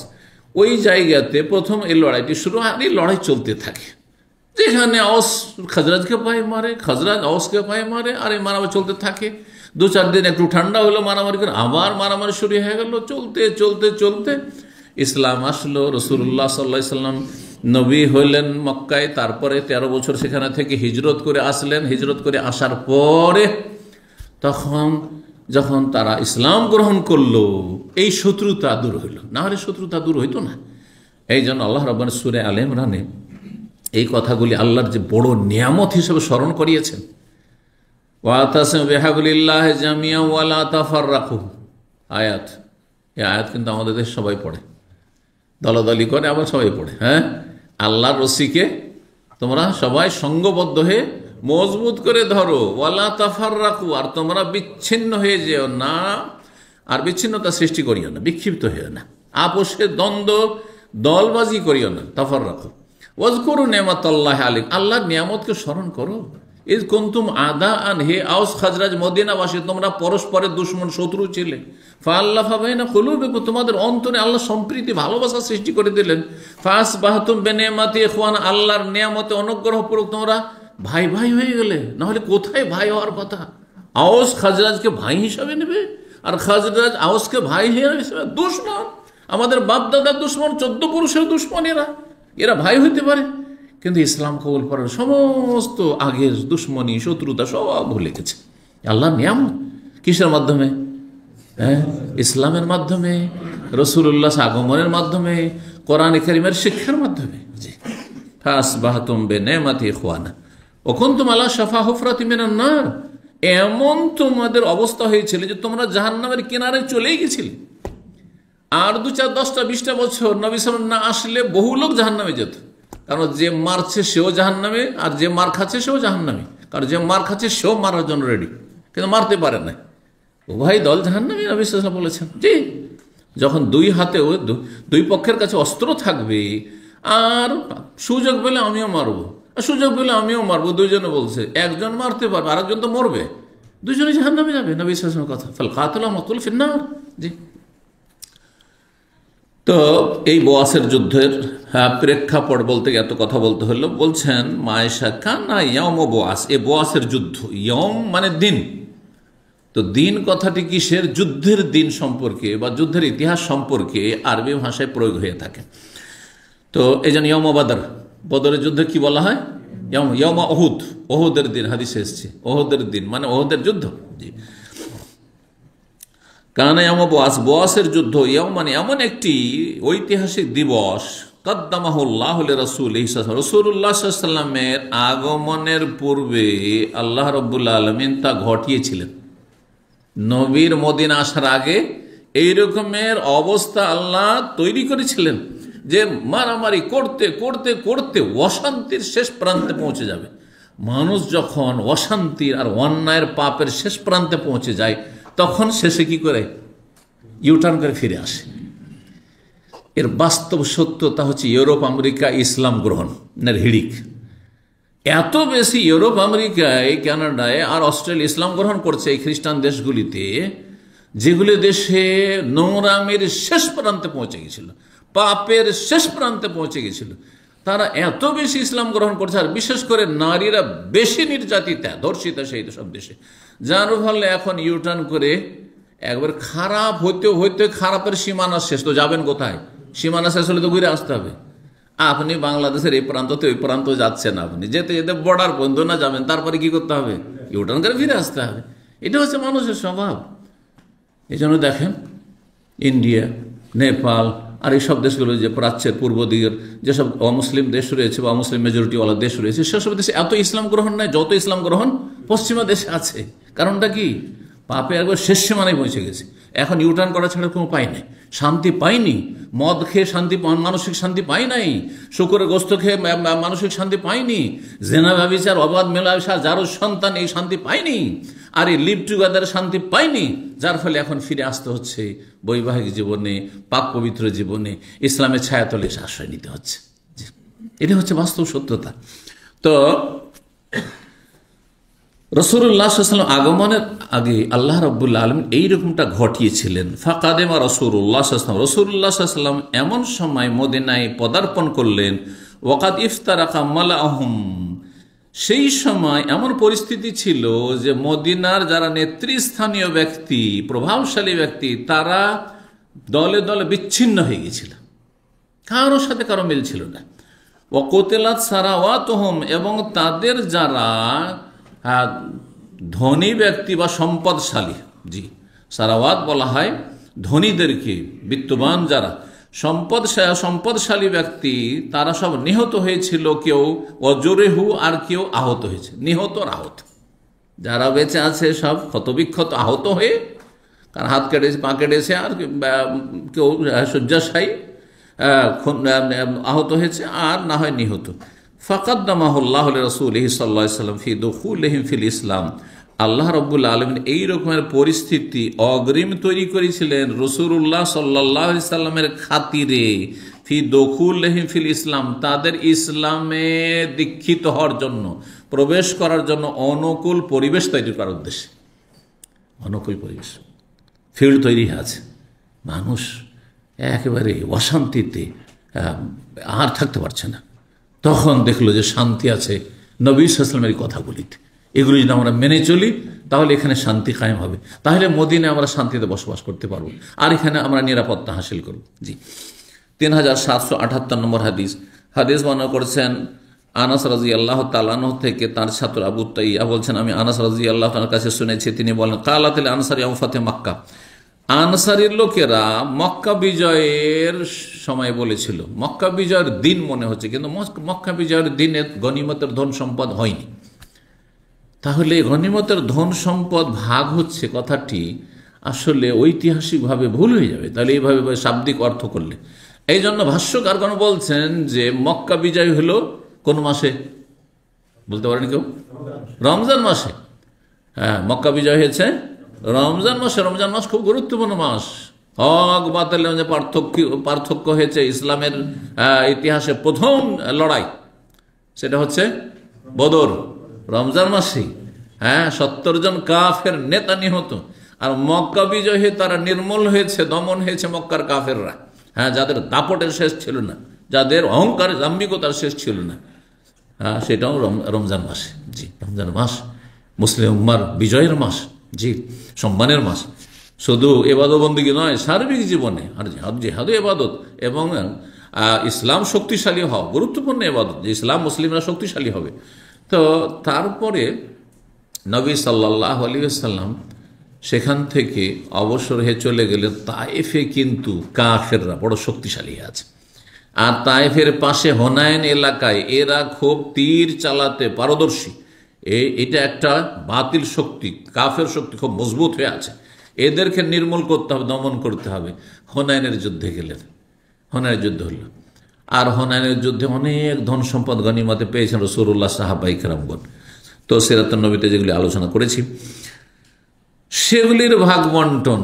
আর এই দুই মক্কা বিজয় আর হুনাইনের যুদ্ধের মাঝে 1.5-2 মাসের ব্যবধান ছিল। 2 মাসের ব্যবধান ছিল, মানে মক্কা বিজয় হলো রমজান মাসে, আর তারপরে সওয়াল জিলকাদ মাসে হয়েছে হুনাইনের যুদ্ধ। আর এই জিলকাদ মাসে হুনাইনের যুদ্ধ করে নবী করিম সাল্লাল্লাহু আলাইহি সাল্লাম জেরা নামক স্থানে গনিমতের ধন সম্পদ ভাগ করলেন। ভাগ করার পরে রাতের অন্ধকারে যখন অবসর হয়ে গেলে এই সময়টা ফিরিয়েছি, চলে একটা উমরা করে নি। এই উমরাটি নবী সাল্লাল্লাহু আলাইহি সাল্লামের তৃতীয় জেরানার উমরা ছিল, এই জন্য উমরাতুল জেরানা বলে। নবী সাল্লাল্লাহু জীবনে কয়টি উমরা করেছেন? 4টির মধ্যে 3 নম্বর উমরা এই সময়টা হয়েছিল। জি, গনিমতের ধন সম্পদ ভাগ করার পরে রাত্রিটা ফিরিয়ে আছেন, চলো, আগে থেকে কোনো নিয়ত ছিল না উমরা, এখান থেকে ওই রকম যদি আপনি কোনো কাজে গেছেন, জেদ্দা গেছেন কাজে, তাইফ গেছেন কাজে, কাজ কাম শেষ করলেন, তারপর ভাবছেন যে এখন উমরা করি, তাহলে আপনার জরুরি নয় যে মিকাতে যেতাম। আপনার যেখানে কাজ শেষ হয়েছে, যেখানে হোটেলে, ওখান থেকে ইহরাম বেঁধে নেবেন আপনি। কিন্তু আপনার যদি মুখ্য উদ্দেশ্য প্রথমেই থাকে উমরা, তাহলে আপনি বাইরে থেকে যাচ্ছেন, কি করতে হবে? আপনাকে ইহরাম মিকাত থেকে বেঁধে যেতে হবে। তো এই হাদিসে রয়েছে যে মক্কা বিজয়ের পরে আনসারীরা একটি মন্তব্য করল। কি মন্তব্য? যে নবী সাল্লাল্লাহু আলাইহি সাল্লাম কেমন কাজ করলেন, আমরা এত কুরবানি দিলাম, জিহাদের ময়দানে আনসারীদের কুরবানি মুহাজিরদের সাথে বেশি, ধন সম্পদের কুরবানি আর জীবনের কুরবানি, শহীদের সংখ্যাও তাদের বেশি। যদি মুহাজিরিনদের অন্যদিকে কুরবানি, যে তারা ঘর বাড়ি ধন সম্পদ সবকিছু ছেড়ে এসছেন, তো বলছেন যে আনসারীরা বলল কি, ও আতা কোরাইশান, কোরাইশদেরকে দিচ্ছেন, ওয়াল্লাহি, আল্লাহর কসম করে। সব আনসারী বলেনি, আনসারীদের কিছু সংখ্যক মানুষ 2-4 জন এইরকম একটা মন্তব্য করেছিল, যে মন্তব্যটি পছন্দনীয় ছিল না। ওয়াল্লাহি, আল্লাহর কসম করে বলছে, ইন্না হাযা লাহুয়াল আজাব, এটি তো একটি আশ্চর্য বিষয় যে আমরাই সব কোরবানি করব, ত্যাগ স্বীকার করব, আমরাই প্রাণ দেব, আর আমরা কিছুই পাবো না, একবার জিরো, আর ওরাই পাবে আবার। ইন্না সয়ুফানা লা তাকতুরু মিন দিমায়ে কুরাইশ, অথচ আমাদের তরবারি কুরাইশ কাফেরদের রক্তে কি করছে, কুরাইশ কাফেরদের রক্ত ঝরছে আমাদের তরবারি থেকে, অথচ আমাদের তরবারি থেকে কুরাইশ কাফেরদের রক্ত ঝরতে আছে। অর্থাৎ কুরাইশ কাফেররা যারা রাসূলুল্লাহ সাল্লাল্লাহু আলাইহি সাল্লামকে মেরে দেওয়ার চেষ্টা করেছে, রাসূলুল্লাহ সাল্লাল্লাহু আলাইহি সাল্লামকে হিজরত সফরে পেলে কেউ যদি ধরে নিয়ে আসতে পারে, জীবিত মৃত নিয়ে এসে দিতে পারে, তাহলে 100 উট, সেসব কাফেরদের রক্ত ঝরিয়েছি আমরাই সমস্ত কুরবানি দিলাম, জিহাদ করলাম, আর আমাদেরকে কিছুই দিল না। আশ্চর্য কথা। জি, এরকম বিরূপ মন্তব্য করেছিল। ওয়াগানায়মনা তোরাদ্দু আলাইহিম, আর তারপরে হুনাইনের যুদ্ধ তাদের বড় একটা অবদান ছিল, তাদের কোরবানি ছিল। আমরাই যুদ্ধ করলাম আর এদেরকে দমন করলাম, আর এই গনিমতের ধন সম্পদ আমরা হাসিল করলাম। যদিও মুহাজিররাও আছে সেই জিহাদে, কিন্তু আমাদের গনিমত, যুদ্ধে লব্ধ ধন সম্পদগুলি তাদের কি ফেরত দিয়ে দেওয়া হবে, মানে তাদের বংশের লোককে দিয়ে দেওয়া হবে? এটা কেমন কথা? আশ্চর্য কথা। এই কথা বলে মন্তব্য করেছে। নবী সাল্লাল্লাহু আলাইহি ওয়াসাল্লামের কাছে এই সংবাদটি পৌঁছে গেল। এই সংবাদ কে পৌঁছেছিলেন? প্রখ্যাত সাহাবী সাদ বিন ওবাদা রাদিয়াল্লাহু তাআলা আনহু, খাজরাজদের নেতা। তার মানে এই নয় যে বাইরে থেকে কেউ মুহাজির কথাটি পৌঁছাচ্ছেন। সাদ বিন ওবাদা দেখলেন যে আমার সমাজে কিছু লোক আছে যাদের ঈমান একটু মানে দুর্বল এখানে হয়ে যাচ্ছে, কারণ এখানে আমরা অনেক কুরবানি দিলাম, কিছুই পেলাম না, আর ওরাই সব পাবে। তো ইয়া রাসূলুল্লাহ, এরকম কিছু লোক বিরূপ মন্তব্য করেছে, সুতরাং আপনার উপদেশের প্রয়োজন আছে। জি, আপনার খবরটি পৌঁছাইলাম। আনসারীর দিকে ডাকলেন আর এসে বললেন, মাল্লাযী বালাগানি আনকুম, তোমাদের সম্পর্কে যে কথাটি পৌঁছেছে কতটা সত্য? আসলে কি সত্য, নাকি কেউ মিথ্যায় কথাটি রটালো? ওয়াকানু লা ইয়াকযিবুন, কিন্তু আনসারীরা মিথ্যা বলতে জানতেন না। আজকাল হলে মিথ্যা বলে দিয়ে একবার ফেরেশতা সেজে যাবেন। অন্যায় কথাও বলছেন, আর তারপরে না শেখ আমি আরে আল্লাহর জন্য আপনাকে ভালোবাসি, এমন আল্লাহর জন্য ভালোবাসি, এখান থেকে নিচে নামলে আবার কত রকম কি। আল্লাহ হেফাজত করুক। যদিও আলহামদুলিল্লাহ এরকম সংখ্যা খুব কমই আছে, 1-2 হয়তো আগাছা মাঝে মধ্যে থাকতে পারে, থাকবে। নবী সাল্লাল্লাহু আলাইহি ওয়াসাল্লাম সম্পর্কে ভুল বুঝেছে, ভুল বুঝাবুঝি, সব কথা সবাই বুঝে না। ওয়াকানু লা ইয়াকযিবুন, তারা মিথ্যা বলতো না। ফাকালু, সুতরাং আনসারীদেরকে যেমনই জিজ্ঞাসা করা হলো ডেকে, হুয়াল্লাযী বালাগাকা, আপনার কাছে যে সংবাদ পৌঁছেছে সেটাই সত্য, মানে এরকম কথা আমাদের কেউ বলেছি আমরা। কালা রাসূলুল্লাহ সান্ত্বনা দেওয়ার জন্য বললেন, আওয়ালা তারদাউন, তোমরা কি সন্তুষ্ট নও, আইয়ার যে আন্নাসু বিল গানাইম ইলা বুয়ুতিহিম, যে সমস্ত অন্য লোকেরা এই যুদ্ধে লব্ধ ধন সম্পদ নিয়ে বাড়িতে ফিরবে, ওয়া তারজাউনা বিরাসূলিল্লাহ সাল্লাল্লাহু আলাইহি ওয়াসাল্লাম, তোমরা রাসূলুল্লাহ সাল্লাল্লাহু আলাইহি ওয়াসাল্লামকে নিয়ে এলা বুয়ু, তোমাদের বাড়িতে ফিরবে। তোমরা নবীকে নিয়ে যাবে সাথে করে, আর ওরা নিয়ে যাবে পয়সা, নিয়ে যাবে ধন সম্পদ নিয়ে যাবে, কোনটা চাও?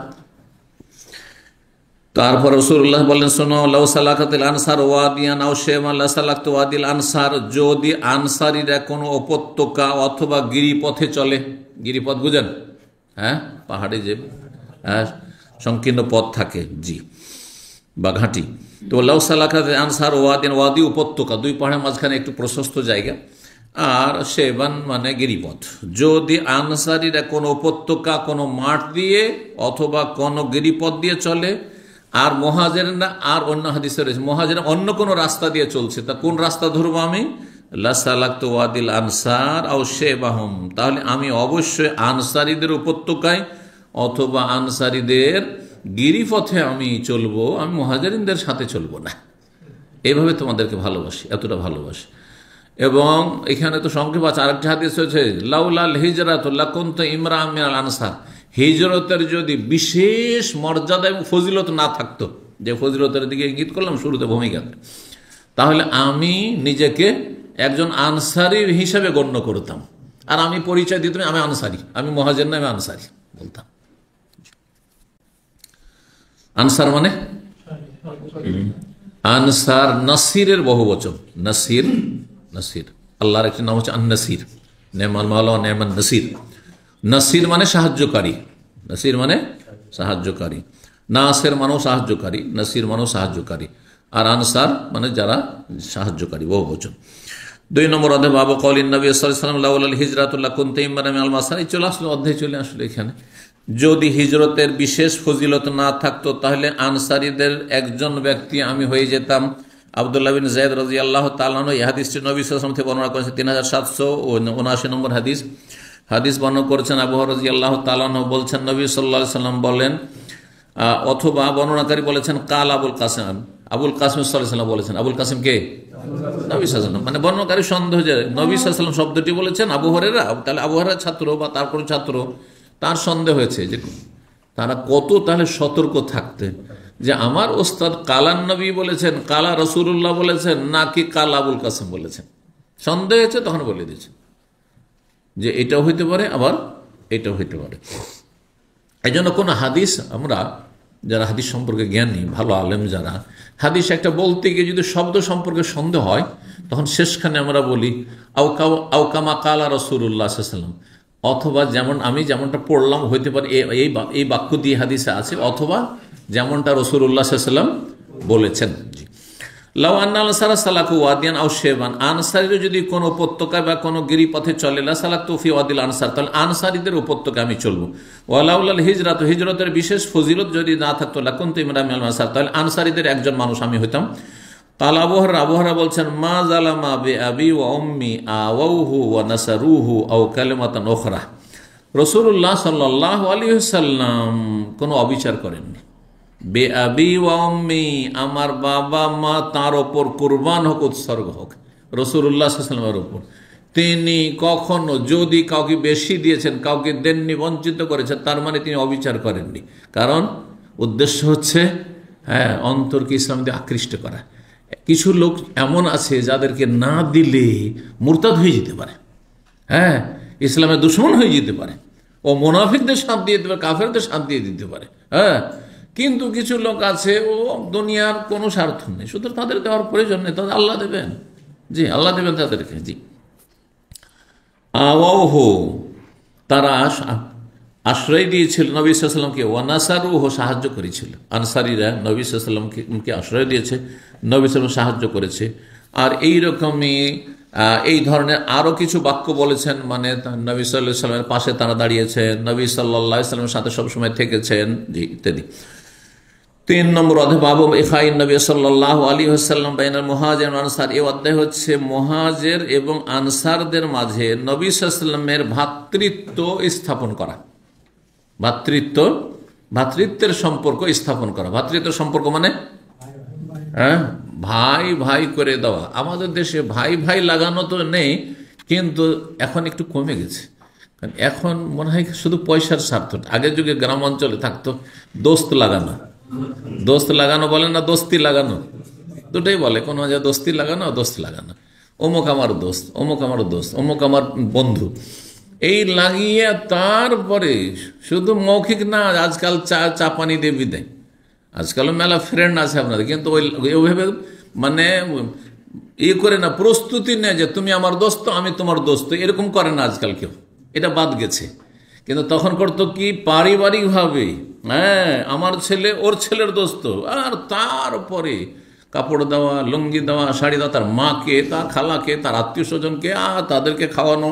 আর এই বিশাল এক আত্মীয়। আর এসব করতে গিয়ে অনেক সময় পর্দার 12টা বাজিয়েও দিত। এতে যেমন ভালো দিক আছে, তেমন খারাপ দিক এই ছিল যে দোস্ত ভাই মানে বাড়ি ফিরি তার জন্য, হ্যাঁ, দোস্ত বোনেরা তার জন্য ফিরি, দোস্তের বোন, আর দোস্তের খালা, দোস্তের ফুফু, আর দোস্ত মা, দোস্ত মা হয়ে গেছে, সব হারাম। দেখা হারাম, সব হারাম নয়। বিষয়গুলো বুঝতে হবে। যে কোনো ভালো কাজের খারাপ দিক আছে। ভালো কাজটিকে যদি সীমিতভাবে করেন, আপনি খারাপ থেকে বাঁচিয়ে, তাহলে কাজটি ভালো, না হলে হারাম কাজটি। যৌথ পরিবার ভালো না, কিন্তু যৌথ পরিবারে পর্দা যদি মেনটেন না হয়, তাহলে যৌথ পরিবার অবশ্যই ভালো নয়, গুনার কাজ, আর সাধারণত হয় না। তাহলে যৌথ পরিবার সীমিত আকারে থাকতে হবে, যেখানে পর্দায় কোনো রকমের যেন অসুবিধা না হয়। পর্দা ঠিক আছে, অর্থাৎ ফ্ল্যাট সিস্টেম আছে। আর তারপরে খাওয়া দাওয়ার সময় হয়তো পুরুষরা একসাথে, ভাইয়েরা একসাথে হইলেন, মহিলারা একসাথে পর্দার মধ্যে খেলো। এই নয় যে একসাথে ভাবিকে খাবার দিচ্ছে, দেবরকে, ভাসুরকে, সে একবার শ্বশুর মতো শ্রদ্ধা করে খাবার দিচ্ছে, সব হারাম কাজ করছে, সব হারাম কাজ করছে। জি, তো একটি আলোচনা হওয়ার প্রয়োজন আসলে এই যৌথ পরিবারের উপকারিতা অপকারিতা, খুবই গুরুত্বপূর্ণ। কারণ আমাদের দেশে যৌথ যদি না থাকে, দেখো না, দুটো পয়সা হয়েছে, এই যে বাপের থেকে আলাদা হয়ে গেছে, ভাইদের সাথে থাকলো না, যেন সে বড় অপরাধ করে দিল। পর্দা করতে চাই, একসাথে থাকলে পর্দাও করতে দেবে না, পর্দা করতে আমাদের পারিবারিক বাধা, পারিবারিক জাহিলিয়াত, সামাজিক জাহিলিয়াত আছে আমাদের সমাজে। গ্রামের জন্য কোনো পর্দা নেই। পর্দা সীমিত কিছু লোকের কাছে, দাঁড়িয়ে রাখলে আপনাকে পর্দা করা শুরু করে দেবে। কারণ আপনাকে তখন মনে করছে, হ্যাঁ, এইটা হচ্ছে সুপুরুষ, আর বাকি এগুলি সব, হ্যাঁ, সব আমাদের জাতি, মনে স্বজাতি। না না না, পর্দা, পুরুষ আর নারীর অবশ্যই, হ্যাঁ, ভিন্ন মজলিস হইতে হবে, ভিন্ন বৈঠক হইতে হবে, ভিন্নভাবে তারা বসবে। জি, আল্লাহ হিদায়াত দান করুন। 3780 নম্বর হাদিস বর্ণনা করেছেন ইব্রাহিম বিন সাদ, তার পিতা সাদ থেকে, মানে সাদ বিন আবি ওয়াক্কাস থেকে। বলছেন, লাম্মা কাদিমুল মদিনাতা, তারা যখন মদিনায় আসলেন, তখন আখা রাসূলুল্লাহ সাল্লাল্লাহু আলাইহি ওয়াসাল্লাম বাইনা আব্দুর রহমান বিন আওফ ও সাদ বিন রবি। রাসূলুল্লাহ সাল্লাল্লাহু আলাইহি ওয়াসাল্লাম আব্দুর রহমান বিন আওফ মুহাজির এবং সাদ বিন রবি হচ্ছেন আনসারী, এই দুইজনের মাঝে ভ্রাতৃত্বের সম্পর্ক স্থাপন করে দিলেন যে তুমি, হ্যাঁ, আব্দুর রহমান, তুমি হচ্ছ এই সাদ বিন রবির ভাই। সাদ বিন রবিকে বললেন যে এটা তোমার ভাই, একজন মুহাজির, একজন আনসারী, এই দোস্তি। আর আখা শব্দটি কিস থেকে এসছে? ওখুয়াত থেকে, ভ্রাতৃত্ব থেকে এসছে। ইন্নামাল মুমিনুনা, এমনিতে মুমিন মুসলিম ভাই ভাই, কিন্তু বিশেষভাবে এ তোমার, হ্যাঁ, বিশিষ্ট ভাই, তার তুমি বিশেষভাবে লক্ষ্য রাখবে। সে তোমার বাড়ি লজিং, যেমন আমাদের গ্রাম অঞ্চলগুলিতে মাদ্রাসায় সব লজিংয়ে ছিল। এখন শুরু হয়েছে আপনার কি বলছে যেটাকে, হোস্টেল হয়েছে, আর খাবার দাবার মেস টেস ব্যবস্থা হয়েছে। না হলে কোথায়, সব লজিং ছিল। তো যে একটা ছেলে লজিং থাকছে বাড়িতে, অথবা একজন শিক্ষক, মাদ্রাসা শিক্ষক লজিং থাকছে, মুসলিম লজিং থাকছে, সেই বাড়ির একজন ভাই, তার সাথে ভ্রাতৃত্ব সম্পর্ক। তো ওই রকম যে যার সাথে ভ্রাতৃত্ব কায়েম করে দিলেন নবী সাল্লাল্লাহু আলাইহি ওয়াসাল্লাম, তার মানে তোমার বাড়ি খাওয়া দাওয়া করবে, তুমিও তার দেখাশোনা করবে, তার খোঁজ খবর নিবে, তার সার্বিক সহযোগিতা করবে, ইত্যাদি ইত্যাদি। ফকাল আব্দুর রহমান, তখন আব্দুর রহমানকে বললেন সাদ বিন রবি, যখন রাসূলুল্লাহ তোমার সাথে আমার ভ্রাতৃত্ব স্থাপন করে দিয়েছেন, শোনো, ইন্নী আকসারুল আনসারে মালান, আনসারীদের মধ্যে আমি সবচাইতে ধনাঢ্য ব্যক্তি, আমার কাছে জমি জায়গা, খেজুর বাগান বেশি আছে, পয়সাও বেশি আছে। ফাকসিম মালি নিসফাইন, সুতরাং আমার প্রস্তাব হচ্ছে যে তুমি যখন আমার ভাই, দোস্ত, তাহলে আমার ধন সম্পদকে দুই ভাগে ভাগ করছি, অর্ধেক অর্ধেক করে, আর অর্ধেক তোমার, অর্ধেক আমার। আজকে ঠিক সুবহানাল্লাহ, সম্ভব আজকে? এক মাসের বেতন অর্ধেক করতে রাজি হবেন না। কি দোস্তি তো খুব বেশি, চা খাওয়াই দেবো, না হলে প্রতি সপ্তাহে একবার পার্টি করবো, হ্যাঁ, এক সপ্তাহ ও খাওয়াবে, এক সপ্তাহ আমি খাওয়াবো।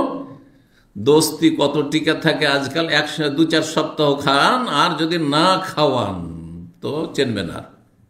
কথা বুঝতে পেরেছেন না? প্রস্তাব যে অর্ধেক ধন সম্পদ তোমার, অর্ধেক আমার। ওয়ালি ইমরাতান, শুধু তাই নয়, দেখো আমার 2টা স্ত্রী আছে, তোমার একটা স্ত্রী নেই। হ্যাঁ, তুমিও যুবক মানুষ, তোমার স্ত্রীর প্রয়োজন, আমার 2জন স্ত্রী রয়েছে। ফানজুর আজাবাহুমা ইলাইক, তুমি দেখো তোমাকে 2জনের মধ্যে কোনটা পছন্দ লাগছে। তখন চেহারা দেখা যাইছিল, কারণ হেজাবের বিধান 6ষ্ঠ হিজরিতে নাযিল হয়েছে। আর ওখুয়াত, ভ্রাতৃত্ব স্থাপন নবী সাল্লাল্লাহু আলাইহি ওয়াসাল্লাম মদিনা আসার পরে পরে, প্রথম হিজরি অথবা দ্বিতীয় হিজরিতে করে দিয়েছেন, প্রথম করে দিয়েছেন।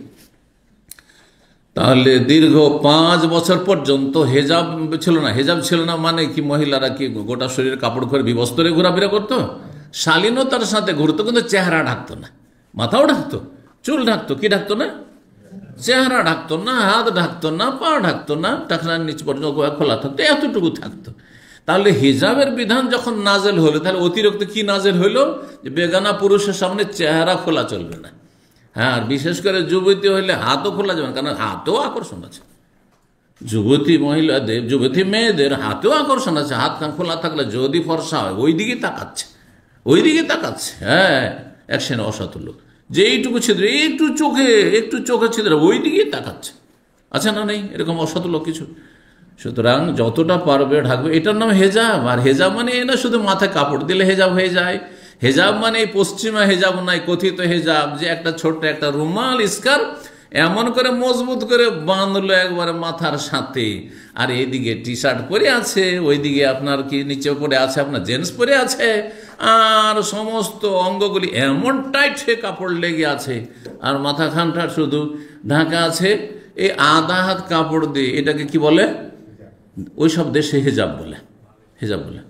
এটা হেজাব নয়, এটার নাম হেজাব নয়। হেজাব বুঝতে হবে, শরীয়তের হেজাব ঢিলা ঢালা কাপড় হইতে হবে, গোটা শরীর ঢাকা হইতে হবে, আর চেহারা ঢাকতে হবে। ফুল হিজাব হচ্ছে চেহারা ঢাকতে হবে, চুলের কোনো অংশ খোলা চলবে না। জি, আর চেহারা খোলা চলবে না, এটা হচ্ছে সঠিক কথা। তার চেহারাতেই তো আসল ফিতনা আছে। কিসে ফিতনা আছে? একজন পুরুষ মানুষ একটা মহিলার দিকে তাকায়, কোন দিকে তাকায়? চেহারার দিকে তাকাবে, ঠিক না? চেহারাতে ফিতনা আছে, চোখে চোখে ফিতনা। চোখে চোখে দেখা না হলে কোনো ফিতনা হবে না। চোখে চোখে দেখা না হলে পেছন থেকে আপনি তাকাইতে থাকেন, কোনো ফিতনা হবে? একতরফা, এক পক্ষ থেকে কোনো ফিতনা হয় না। নর নারীর ফিতনা 2 পক্ষ থেকে হয়। 2 পক্ষ কখন ফিতনা হবে? যখন 4 চোখ একসাথে মিলিত হবে। জি, সুতরাং আসল হচ্ছে চেহারা ঢাকতে হবে। তো ফাসাম্যাহা, যেটা পছন্দ হয় তার নাম তুমি উল্লেখ করো। লি ওতাল্লিকুহা, তাকে আমি তালাক দিয়ে দিয়েছি। ফাইজান কাজাত ইদ্দাতুহা, তার ইদ্যত পার যখন হয়, ফাতাজাওয়াজহা, তুমি বিয়ে করতে পারো। কারণ অন্য মেয়ে বিয়ে করতে গেলে বেশি মোহর চাবে, বেশি মোহর, তোমার কাছে কোনো পয়সা নেই, তোমাকে কে বিয়ে দিবে? হ্যাঁ, তুমি বাইরের লোক, আমি দিচ্ছি, তোমার সাথে আমার ভ্রাতৃত্ব স্থাপন করে নবী সাল্লাল্লাহু আলাইহি সাল্লাম। হ্যাঁ, এই সুযোগকে গ্রহণ করলেন। হ্যাঁ, আব্দুর রহমান, যে কাজ হয়ে গেছে, হ্যাঁ, আজকে বউ পেয়ে যাব, ফিরি ফিরি বউ পেয়ে যাবো নাকি? না না না না, যে 2 পক্ষ থেকে ইমান মজবুত ছিল, ইমান 2 দিক থেকে মজবুত ছিল। আল্লাহ, তিনি বলে, বারাকাল্লাহু লাকা ফি আহলিকা ওয়া মালিকা, আল্লাহ আপনার পরিবারে এবং ধন সম্পদে বরকত দেন। ভাই, আইনা সুকুকা, আমাকে দুল্লুনি, অন্য রিওয়ায়াতে রয়েছে দুল্লুনি আলা সুক। এই মদিনার মার্কেট আমি তো কিছু চিনি না, কোন দিকে কি আছে না আছে, মদিনার হাট বাজার বা মার্কেট কোথায় আছে একটু দেখিয়ে দেন। আমি ব্যবসা বাণিজ্য বুঝি, যাবো, একটু ব্যবসা বাণিজ্য করবো, আল্লাহ আমার রিজিকে বরকত দিবেন, তারপর টাকা পয়সা হইলে আমি বিয়ে করবো। আইনা সুকুকা, আপনাদের বাজার কোথায়? ফাদাল্লুহু আলা সুক বানু কাইনুকা। বানু কাইনুকা যে ইহুদিদের একটি বংশ ছিল, এই বংশটি বড় বিজনেসম্যান। এখন ইহুদিরা সারা বিশ্বের বিজনেস কিন্তু হোল্ড করে আছে।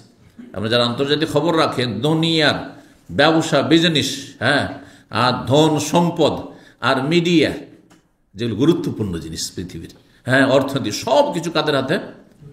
এ মুসলিম ইহুদিদের হাতে, মুসলিম ইহুদিদের হাতে। জি, এটা আল্লাহ রাব্বুল পক্ষ থেকে একটি বালা, মুসিবত মুসলিম উম্মার জন্য। কিসের জন্য? মুসলিম উম্মার আল্লাহর দিন থেকে সরে যাওয়ার জন্য, যে সারা দুনিয়ার আসল বিষয়গুলি তাদের হাতে, অথচ তাদের সংখ্যা সবচেয়ে বেশি কম, সবচেয়ে বৌদিশদের চাইতেও কম, আর তারপরে খ্রিস্টানদের চাইতে অনেক কম, মুসলিমদের চাইতে অনেক কম, সবার চাইতে কম, হিন্দুদের চাইতেও কম। তারপরে দেখেন দুনিয়া তারা ধরে আছে, দুনিয়ার নেতৃত্ব, আসল নেতৃত্ব তাদের কাছে আছে। পেছন থেকে সরাসরি না থাকলে পরোক্ষভাবে তাদের নেতৃত্ব সারা বিশ্বে। জি, আল্লাহ হেফাজত করুন যতক্ষণ পর্যন্ত দিনের দিকে ফিরে না আসবেন। জি, কিছু আরব সিনিয়র ওলামারা বলেছেন যে আল্লাহ ফিলিস্তিনে ইহুদিদেরকে তাড়িয়ে মুসলিমদেরকে বিজয় কখন দান করবেন? বলছেন জুমার দিনে যত সংখ্যায় লোক নামাজে হাজির হচ্ছেন তত সংখ্যায় যেদিন ফজরে আসতে পারবেন। এটা আজকাল মুসলিমদের জন্য সম্ভব না, এটা চাই না। বিজয় চাই খুব, হ্যাঁ, সুখে থাকতে চাই খুব, নেতৃত্ব দিতে চাই, ক্ষমতা চাই, কিন্তু যেই রাস্তায় আল্লাহ ক্ষমতা দিবেন সেই রাস্তায় আসবে না, সেই রাস্তা ধরবে না। আমি সফরে ছিলাম, সেই সময় একটা ছবি তুলেছে আমাদের মোহতাসেম, আপনার জুমার দিনের ছবি তুলেছে। কারণ আমরা জুমাতে মসজিদে ঢুকে গেলে তো বুঝতে পারেন না, আপনারা বুঝতে পারেন না কত দূর পর্যন্ত মানুষ নামাজ পড়ছে। পুরো যে এই যে আলহাসা ট্যাক্সি স্ট্যান্ড পর্যন্ত মুসল্লি নামাজ পড়ছে। এইদিকে রোডের ওপারেও যে ফুটপাত আছে, রোডের ওপারে কিংসৌদের রোডের ওপারে যে ফুটপাত আছে দোয়াশারে, ওগুলো তো নামাজ হচ্ছে।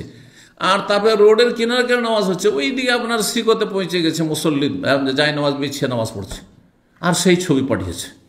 বুঝতে পারছেন? আপনারা এখানে হয়তো থাকেন, তারপরেই খবর রাখেন না। তাহলে এত লোকগুলি বাইরে থেকে আসছে নামাজ পড়তে? বাইরে নয়, এখানে বাস করে, সিকো মার্কেটে বাস করে, হাই দোয়াশেরে বাস করে। নাখিলের লোক আসেন না, খালিজের লোক আসে না, কারণ নাখিল খালিজ ওইদিকে জুমা মসজিদ অনেক আছে। বুঝতে পেরেছেন? কিন্তু ফজরের নামাজে কোথায়? সুতরাং কি করে আল্লাহ সাহায্য করবেন? কি করে আল্লাহ আপনাকে কাফেরদের বিজয় দান? কোনোদিন হবে না, শুধু কামনা করলে হবে না, রাস্তা ধরতে হবে। তো কাইনুকা বংশ ইহুদি বংশ, আর এরা সবাই স্বর্ণের ব্যবসায়ী ছিল, স্বর্ণকার। জি, গোল্ডের ব্যবসা ছিল এদের। তো তাকে বাতলে দিলেন যে এই বানু কাইনুকাদের এখানে মার্কেট আছে, ওখানে ব্যবসা বাণিজ্য ভালো চলে। ফামান কালাবা ইল্লা ওয়া মাহু ফাজলুম মিন আকিতিন ওয়া সামিনিন। সকালে গিয়েছে ব্যবসা করার জন্য। আব্দুর রহমান আউফ বড় ভালো ব্যবসার টেকনিক বুঝতেন উনি, মক্কায় থেকেছেন, মক্কার মানুষের ব্যবসা বিজনেস বুঝে। রেহলাত সেতা ও সাইফ সুরায় কুরাইশ আল্লাহ বলেছেন তারা দুই সিজনে ব্যবসা করতো। এক সিজনে চলে গেল ইয়ামান দেশে শীতকালে দক্ষিণ দিকে, আর গ্রীষ্মকালে কোন দিকে যেত? শাম দেশে, প্যালেস্টাইন, আর ওই আপনার সিরিয়া, এসব বানন, এসব দেশে ব্যবসা করতে যেত। আর তারপরে এই যে ঠান্ডা গরমের সিজনে যে মাল সামানগুলি পণ্যগুলি নিয়ে আসলো সামদেশ থেকে, উত্তরাঞ্চল থেকে দক্ষিণ অঞ্চলে পৌঁছালো, হ্যাঁ, কখন? শীতকালে গিয়ে পৌঁছে দিল। দক্ষিণ অঞ্চলে ইয়ামানে যখন পৌঁছে দিল, ইয়ামানি কিন্তু সব পণ্য সীমিত থাকলো না, ইয়ামানের লোকেরা আবার ইন্ডিয়ার সাথে ব্যবসা বাণিজ্য করতো। হ্যাঁ, সুতরাং সেখান থেকে ভারতে চলে গেল, মাল সামান পণ্য নিয়ে চলে গেল, কেরালায় চলে গেল, তো চেন্নাই মাদ্রাসে, সেই আপনার যে সাগর তীরবর্তী এলাকা চলে গেল, সেই চিটাগাং চলে গেল, সে বরগুনা চলে গেল, ওইসব এলাকায় চলে গেল। ওখানকার যে মাল সামান ভারতীয় পণ্য সেগুলি আবার সেখান থেকে এমান আসলে, এমানিয়ান মার্কেট থেকে এই মক্কার লোকেরা এখান থেকে নিয়ে আসলো। নিয়ে আসার পর এখানে যা কিছু সেল হইল, এখান থেকে আবার মাল সামান নিয়ে চললো উত্তরাঞ্চলে, কোথায়? প্যালেস্টাইনে নিয়ে চলল। এইভাবে প্যালেস্টাইন থেকে শুরু করে ভারত, বাংলাদেশ, বর্তমান বার্মা পর্যন্ত ব্যবসা বাণিজ্য চলত। এটাই ছিল তখনকার ব্যবসা বাণিজ্য সাগর পথে। তো এই জন্য কিছু কিছু রেওয়ায়ত পাওয়া যায় আদার কথা, জঞ্জবিল, আর তারপরে পাওয়া যায় নারিকেলের কথা। এগুলির উৎপাদন কোথায়? ভারত, বাংলাদেশে। হ্যাঁ, দেখেন নারিকেলের এলাকা হচ্ছে কেরালা, দক্ষিণ ভারত। তারপরে আদা চাষ, এগুলো আমাদের দেশে আছে, তাই না? তো ওইসব যে পণ্যগুলি বা খাদ্যদ্রব্যগুলি সেগুলি সেখান থেকে আরব দেশে আসতো, এখান থেকে আবার প্যালেস্টাইন যেত বা শাম দেশে যেত। তো এই কাইনুকা বাজারে গেলেন, আর তারপরে সকালে গিয়ে সন্ধ্যায় ফিরে আসছেন বড়ই লাভবান, একদিনের বিজনেসে লাভবান হয়েছেন। নিয়ে এসছেন কিছু কি আকেতিন পনির নিয়ে এসছেন, কিছু ঘি নিয়ে এসেছেন। আর তার সুম্মা তাওয়াল গদুয়া, তারপরে প্রতিদিন নিয়মিত এরকম ব্যবসা করা, সকালে যান আর বিকেলে আসেন, সকালে যান আর সারাদিন ব্যবসা বাণিজ্য করে মার্কেট থেকে সন্ধ্যাবেলা ফিরে আসেন। সুম্মা যাইয়ামান, কয়েকদিন মাত্র হয়েছে। আর একদিন তিনি এসেছেন বিবাহ শাদী করে, বিয়ে টিয়ে করেছেন। তবেহি আসার ও সুফরাতিন, তার শরীরে হলুদ রঙের চিহ্ন রয়েছে, হলুদ রঙের চিহ্ন। এই হলুদ রঙের কি, এই শাব্দিক তর্জমা পড়ে আমাদের দেশে কিছু লোকেরা তখন হলুদ মাখা শুরু করেছে। হলুদ মাখার রহস্যটা আমি চিন্তা করছি আসলো কোত্থেকে। আমাদের দেশের পাত্র পাত্রীকে বিয়ের আগে কি করায়, হলুদ মাখায়। এর বাবা আসলো কোথায়, এর কোনো অস্তিত্ব আছে কিনা। এই হাদিসটাকে বুঝতে গিয়ে তর্জমা পড়া মোল্লা মৌলবি এই যে হলুদের কথা, সুফরা আসফার মানে হলুদ, আর যে হলুদ মাখা, সুতরাং আমরা হলুদ মাখাবো। আর যদি বুঝাও থাকে, বুঝার পরে দেখছে যে যেটা তারা লাগিয়েছিলেন শরীরে সেটা তো বেশি দামি জিনিস, মূল্যবান, সেটা তো আমাদের কাছে পয়সা নেই, গরিব মানুষ, গরিব দেশের মানুষ, সুতরাং আমরা হলুদ মাখি। ব্যাপারটা কি ছিল যে তিনি বাসর করেছেন আর তার স্ত্রী নারীদের শরীরকে উজ্জ্বল করার জন্য জাফরানের সুগন্ধি ব্যবহার করা। আজকাল যেমন ক্রিমের যুগ, ক্রিম লাগাচ্ছেন তাই না, তখন তার ক্রিমের যুগ ছিল না তাই না। তো কি করা হয়তো জাফরান বুঝলেন তো, যে এটা এই যে বিরিয়ানি টিরিয়ানি আজকাল সামান্য একটু খেলে মনে করেন জাফরান, অথবা যে গাওয়াতে অনেকে ব্যবহার করছেন। তো এই জাফরান অনেক দামি জিনিস, কাশ্মীরে হয়, আরও এইসব ঠান্ডা দেশে হয়তো হয়। তো এই জাফরান খুব মূল্যবান যে জিনিস, সেই জাফরান মেখেছিলেন তার স্ত্রী, আর স্ত্রীর সাথে তিনি বাসর করেছেন। তখন স্ত্রীর গায়ে থেকে তার গায়ে একটু লেগেছে, আর ওগুলো লেগে আছে একটু জাফরানের রং, জাফরান রংটা একটু হলুদ বর্ণ। সেটা দেখার পরে নবী সাল্লাল্লাহু আলাইহি ওয়াসাল্লাম ভাবছেন, আরে এর গায়ে হলুদ হলুদ ভাব কেন, একটু হলুদের চিহ্ন কেন। এই হচ্ছে রহস্য। আসলে এই হাদিসে এইটাও প্রমাণ করে না যে তিনি জাফরান মেখেছিলেন, কারণ জাফরানে রং সুন্দর করে, আর যাতে যেই সুগন্ধিত রং সুন্দর করে সেটা মহিলাদের জন্য, পুরুষদের জন্য না। এই জন্য জাফরান লাগানো এটা মহিলাদের মহিলাদের সুগন্ধি। জি, তা আসল ব্যাপারটা এরকম ছিল। নবী সাল্লাল্লাহু আলাইহি ওয়াসাল্লাম বললেন মাহিয়াম, নবী সাল্লাল্লাহু আলাইহি ওয়াসাল্লাম দেখছেন আব্দুর রহমানকে যে ওর চেহারাতে একটু যেন হলুদ হলুদ হয়ে আছে। তো ব্যাপারটা মাহিয়াম মানে মা শানুকা, কি ব্যাপার, মানে একটু এইভাবে ইশারা ইঙ্গিত করেছেন না, ব্যাপার সবার কিছু আছে, তুমি বিয়ে করেছো মনে হয়, কি ব্যাপার। কালা তাজাওয়াজতু, আমি বিয়ে করেছি ইয়া রাসূলুল্লাহ। কালা কাম সুক্তা ইলাইহা, কতটা মাহার দিয়েছ, কতটা মোহর দিয়েছ। না আজকালকার মতো দেশের মতো আমাদের দেন মোহর মানে দেন মানে দেওয়া নয়, দেন মানে কি, দেন মোহর মানে ঋণ মোহর। দেন মানে কি হয় আরবিতে, ঋণ মোহর মানে ধারও থাকবে।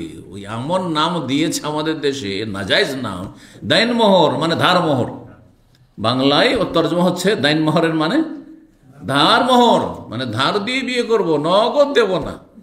আর মরার আগেখানে পরিবারে যত মহিলারা আছে কি করবে, এই মাফ করে দে তোর স্বামীকে, মাফ করে, দুনিয়া থেকে চলে যায়, আগে মাফ কর।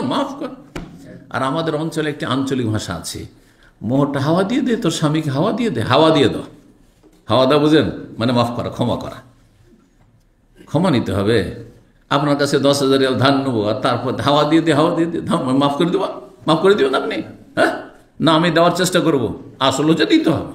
না দিতে পারলে ক্ষমা চাইবে, সেটা ভিন্ন বিষয় রয়েছে। দিতে পারবেন না, জমি জায়গা আছে, সব আছে, বাড়ি আছে, গাড়ি আছে, সব কিছু আছে, আর মোহরের বেলা এরকম বেঈমানি। আল্লাহ হেদায়েত দান করুন। তো কতটা তুমি মোহর দিয়েছো? কালা নাওয়াতা মিন যাহাবিন, বললেন যে আমি স্বর্ণ দিয়েছি একটা খেজুরের বীজ পরিমাণ। নাওয়াতুন বলা হয় খেজুরের বীজ বা যে কোনো বীজকে, কিন্তু আরব দেশে যেহেতু খেজুরই হইতো সাধারণত, খেজুরের বীজের পরিমাণ, তাহলে সেই স্বর্ণের পরিমাণটা কতটা ছিল, একটা খেজুরের বীজের সমান, বিচির সমান। আর ওয়াজন নাওয়াতেন, অথবা যে কোনো বিচের বিচির ওজন পরিমাণ। ইব্রাহিম যে বর্ণনাকারী রয়েছে তার সন্দেহ হয়েছে, ওয়াজন নাওয়াতেন বলেছেন বা ওয়াজন নাওয়াতেন মিন যাহাবিন, স্বর্ণের ছিল না চাঁদির ছিল, একটু সন্দেহ, কিন্তু সেটি ছিল স্বর্ণের। আর একটা আঁটি বা খেজুরের বিচি সমান হচ্ছে 5 দিরহাম, অল্প স্বর্ণ। রাসূলুল্লাহ সাল্লাল্লাহু আলাইহি ওয়াসাল্লাম আরো বলেছিলেন, অন্য হাদিসে রয়েছে, সামনে আসছে, আউলে মলাবে সাতিন, এখন তোমাকে অলিমা দিতে হবে। ঠিক আছে, মোহর তো দিয়েছেন, নগদ মোহর দিয়েছেন, দেন নাই? আরে গরিব মানুষ, আমি এসেছি মহাজের, দেন মোহর, বাকি মোহর বিয়ে করেছেন। ছোটকালে দেখতাম 1 টাকা নগদ আর বাকি সব। এখন কত টাকা নগদ হয়? এখন একটু বেড়েছে, বলছে 151 টাকা নগদ। 101 টাকা নগদ। তারপরে দেখলাম 501 টাকা নগদ। এই যে কোন বেদাতিরা চালু করেছিল, আল্লাহ হেদায়েত করুক এদের, বেঁচে থাকলে আর মারা গেলে আল্লাহ বুঝবে বেদাতিদের সাথে কুপ্রথা সব চালু করেছে। তো 3781 নম্বর হাদিস আনাস রাদিয়াল্লাহু তাআলা তিনি বলেন, কাদেমা আলাইনা আব্দুর রহমান ইবনে আউফ, আব্দুর রহমান ইবনে আউফ আসলেন আমাদের কাছে। আনাস বলছেন মদিনায়। ওয়াখান নবী সাল্লাল্লাহু আলাইহি ওয়াসাল্লাম ভ্রাতৃত্ব স্থাপন করে তার মাঝে এবং সাদ বিন রবির মাঝে। ওয়াকানা কাসীরান, সাদ বিন রবি বড় ধনী মানুষ ছিলেন। সাদ বলেন, কাদ আলেমাতিল আনসার, আনসারীরা ভালো করে জানে যে আন্নী মিনার আকসারিহাম মাল, আমি বেশি ধনী মানুষ মদিনার। সাকসেও মালি বাইনি ও বাইনাকা সাতরাইনি, দুই ভাগে ভাগ করেনি আমার ধন সম্পদ। ওয়ালি ইমরাতান, আমার দুটো স্ত্রী আছে। ফানুজুর আজামা ভাই এলাকা, যেটা তার পছন্দ লাগে, ফাউতাল্লেও তাকে তালাক দিয়ে দিচ্ছি। হাত্তা ইজা হাল্লাত, যখন আর ইদ্যত পার হয়ে তোমার জন্য হালাল হয়ে যাবে। তার ইদ্যত না পার হলে হালাল হয় না। কারো স্ত্রীকে আজকাল কিছু শয়তান এত বদ প্রকৃতি আছে, কুমারী আছে বিয়ে করবে না, হ্যাঁ, বা তালাক প্রাপ্ত হয়ে আছে, বিধবা আছে, বিয়ে করবেন না, পরের বন্ধনে আছে, স্ত্রী হয়ে আছে, আর তার বাচ্চা আছে। কত বড় জালেমেরা এরা, লুচ্চার সাথে সাথে জালেমেরা, এদের মৃত্যুদণ্ড হওয়া ফরজ। জি, কত যে সংসারকে এরা ধ্বংস করছে। বিবাহ করে আছে একজন, আর সুখে শান্তিতে দাম্পত্য জীবন তাদের চলছে, বাচ্চাদেরকে মানুষ করছে, আর হঠাৎ করে তার সাথে লাইন লাগিয়ে আর বড় বড় টোপ দিয়ে, আর কিছু বোকা আবেগী মহিলাও আছে, হ্যাঁ, মনে করে যে এই হয়তো জান্নাতের স্বপ্ন দেখাচ্ছে, জান্নাত চলি, দুনিয়ার জান্নাত পেয়েই যাবো। আর তারপরে বাচ্চা কাচ্চা ছেড়ে, স্বামীকে ছেড়ে উধাও হয়ে চলে যাচ্ছে। অনেকে তো বাড়ি যদি নিজের নামে থাকে, মহিলা তো বাড়ি সহ দখল করে নিচ্ছে, বেদখল করে দিচ্ছে। এই সবও আছে আমাদের কাছে প্রমাণ। জি, আল্লাহ হেফাজত করুন। তো এই যে এইভাবে নিয়ে গিয়ে বিয়ে করা, কোর্টে গিয়ে ব্যাকডেট দিয়ে তালাক, মানে তালাক দিচ্ছে আজকে গিয়ে। আচ্ছা, এই উকিলগুলো কত অসৎ, আল্লাহ হেদায়েত করুন যারা এইসব কাজগুলি করছে। ব্যাকডেট ওই 3 মাস বা 6 মাস আগে কি হয়ে গেছে, হ্যাঁ, তালাক হয়েছে, কিন্তু তালাক আজকে হচ্ছে, ডেটটা দিচ্ছে 3 মাস আগে, 6 মাস আগে, আর তারপরে সাথে সাথে বিয়ে পড়াচ্ছে, বলছে আজকে বিয়ে আর তালাক হয়েছে 3 মাস আগে। কত অসৎ এরা, সাথে সাথে সবকিছু মুহূর্তের মধ্যে তালাকও হয়ে গেল, আর বিয়ে হয়ে গেল। এটা হচ্ছে ইসলামী যে হাদিস আছে, কি আছে, দেখো আমি তালাক দিচ্ছি, আর তাই জাহাল্লা, যখন তোমার জন্য হালাল হবে। এর ব্যাখ্যা কি, আগের হাদিসে আসলো যখন এজান কাজা ইদ্দাতুহা, তার ইদ্যত পার হবে। ইদ্যত মানে কত ইদ্যত, তাহলে তালাকের 3 মাসিক, যদি মাসিক হয়, মাসিক বন্ধ হলে তখন 3 মাস। 3 মাস বলবেন না, কারণ মাসিক থাকলে আসল হচ্ছে মাসিক, কারণ মাসিকে দেরি হইতে পারে, আবার 3 মাসের আগেও হইতে পারে। তারপর তুমি বিয়ে করে নিও। কাল আব্দুর রহমান বলে, বারাকাল্লাহু লাকা ফি আহলিকা, তোমার পরিবার আল্লাহ বরকত দিক। ফালাম ইয়ারজি ইয়াউমাইযিন হাত্তা আফদালা শাইআম মিন সামানিন আকাত, তারপরে সে ব্যবসায়ী গেল, আর সন্ধ্যাবেলা ফিরে আসছে কিছু ঘি আর কিছু পনির নিয়ে। ফালাম ইয়ালবাস ইল্লা ইয়াসির, অল্প কয়েকদিন হয়েছে। হাত্তা যা রাসূলুল্লাহ, রাসূলুল্লাহ সাল্লাল্লাহু আলাইহি ওয়াসাল্লামের খেদমতে এসে হাজির আব্দুর রহমান। ওয়া আলাইহি ওয়াদারুন মিন সুফরাতিন, আর তার শরীরে হলুদ রঙের চিহ্ন রয়েছে। ওয়াদারুন মানে মেখে আছে মনে হচ্ছে, তার শরীরে মাখা মাখায় আছে, মানে হলুদ বর্ণ।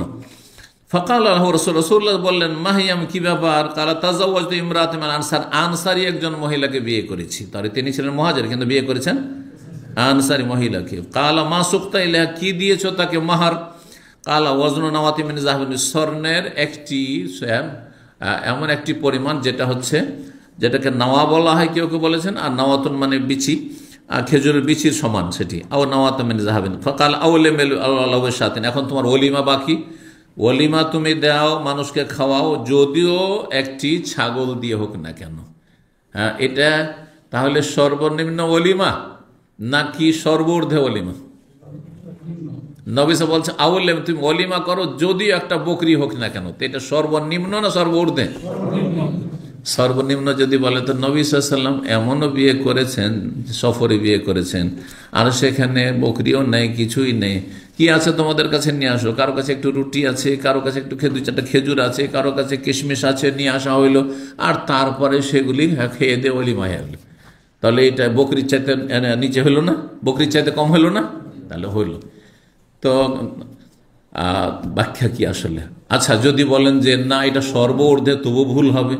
কারণ একটা বকরি শুধু খাওয়াবেন, যারা সচ্ছল ব্যক্তি তারা 10টা 20টা বকরি খাওয়াইতে পারেন, আপনি 10টা 20টা উঁটও খাওয়াইতে পারেন আপনি, বা একটা দুটো উঁট একটা দুটো গরু খাওয়াইতে পারেন আপনি, কোনো অসুবিধা নেই। যেমন আপনার অবস্থা সেই হিসাবে ব্যবস্থা। জি, তো এটা যারা মোটামুটি যাদের কাছে কিছু অল্প আছে আর তার একটা বকরি জবাই করে অলিমা খাওয়াবার মতো যোগ্যতা আছে, আর্থিক সচ্ছলতা আছে, সে একটা বকরি দেবে, এটা সর্বনিম্ন। কিন্তু তাও যদি না থাকে, আপনি কোনো রকম মোহর দিয়েছেন আর তারপরে অলিমাতে শুধু খেজুর খাওয়াইতে পারবেন, বিয়ে এখানে হয়ে গেল আর তারপরে বিয়ে পড়িয়ে দেওয়ার পরে একটু খেজুর খাওয়িয়ে দিলেন আপনি, সেটা অলিমা হইতে পারে। আমাদের দেশে খেজুর ছিল না তো আমরা ছোটকালে কি খাওয়াইতো জানেন? বাতাসা। বাতাসা বুঝেন তো? এই বাতাসা, সেটাই যে কত প্রিয় ছিল, সেটাই নিয়ে কত কামড়াকামড়ি, মানুষের কাড়াকাড়ি। আর সর্দার মন্ডলগুলি যে থাকতো, ছোটকালে দেখতাম ওদের দিকে ভালো করে, কারণ ছোটরা কিন্তু খুব বেশি ফলো করে। দেখতাম সর্দারজি মন্ডলজি নিজে আগে এতটা রেখে দিল, ওটাকে আলাদা করে রেখে নিল কক্ষিগত করে, ওটা থাকলো ওর জন্য, আর বাকি অল্প স্বল্প দিল। আল্লাহ হেদায়েত দান করুক তাদের, যারা বেঁচে আছে আর যারা বেঁচে নেই আল্লাহ মাফ করুন। তো কথা হচ্ছে যে কিছু দিয়ে, যা আছে আপনার কাছে তা দিয়ে কি হতে পারে? অলিমা হইতে পারে। অলিমা করা উচিত, অলিমা করা সুন্নাতে মুআক্কাদা। অলিমা করা হচ্ছে মানে দাওয়াত দাও, বিয়ে করেছেন দাওয়াত দেন, সুন্নাতে মুআক্কাদা। আর কেউ যদি দাওয়াত দেয় তো দাওয়াত কবুল করা হচ্ছে ওয়াজিব, দাওয়াত কবুল করা হচ্ছে ওয়াজিব। যেমন সালাম দেওয়া সুন্নাত, কিন্তু সালামের জবাব দেওয়া ওয়াজিব। জি, ওই রকম। তো এই ছিল হাদিস। আর এই মর্মে যেহেতু আর একটি হাদিস আছে, সেটা শেষ করে নিয়েছি। 3782 নম্বর হাদিস। হাদিস বর্ণনা করছেন আবু হুরায়রা রাদিয়াল্লাহু তাআলা আনহু। তিনি বলেন, কালাতিল আনসার, আনসারীরা বললেন যে রাসূলুল্লাহ সাল্লাল্লাহু আলাইহি ওয়াসাল্লাম বললেন, সাহাবায়ে কেরামদের যাদের সাথে ভ্রাতৃত্ব স্থাপন, তাদেরকেও বলেছেন ব্যক্তি পর্যায়ে। আর রাসূলুল্লাহ সাল্লাল্লাহু আলাইহি ওয়াসাল্লামের কাছে এই প্রস্তাব নিয়ে আসলেন আনসারী নিজের পক্ষ থেকে, মুহাজিররা নয়। আনসারীরা বললেন, ইকসিম বাইনানা ওয়া বাইনাহুম নাখলা, হে আল্লাহ রসুল, আমাদের মাঝে এবং এই মুহাজির ভাইদের মাঝে এই খেজুর বাগানগুলি আপনারা ভাগযোগ করে দিয়ে দেন, আপনার ভাগ করে দিয়ে দেন, ভাগ বন্টন করেন আমাদের বাগানগুলি। কাল আল্লাহ নবী না, এটা করবো না, তোমাদের নিজের বাগান কেন ওদেরকে ভাগ দেবো, এটা করবো না।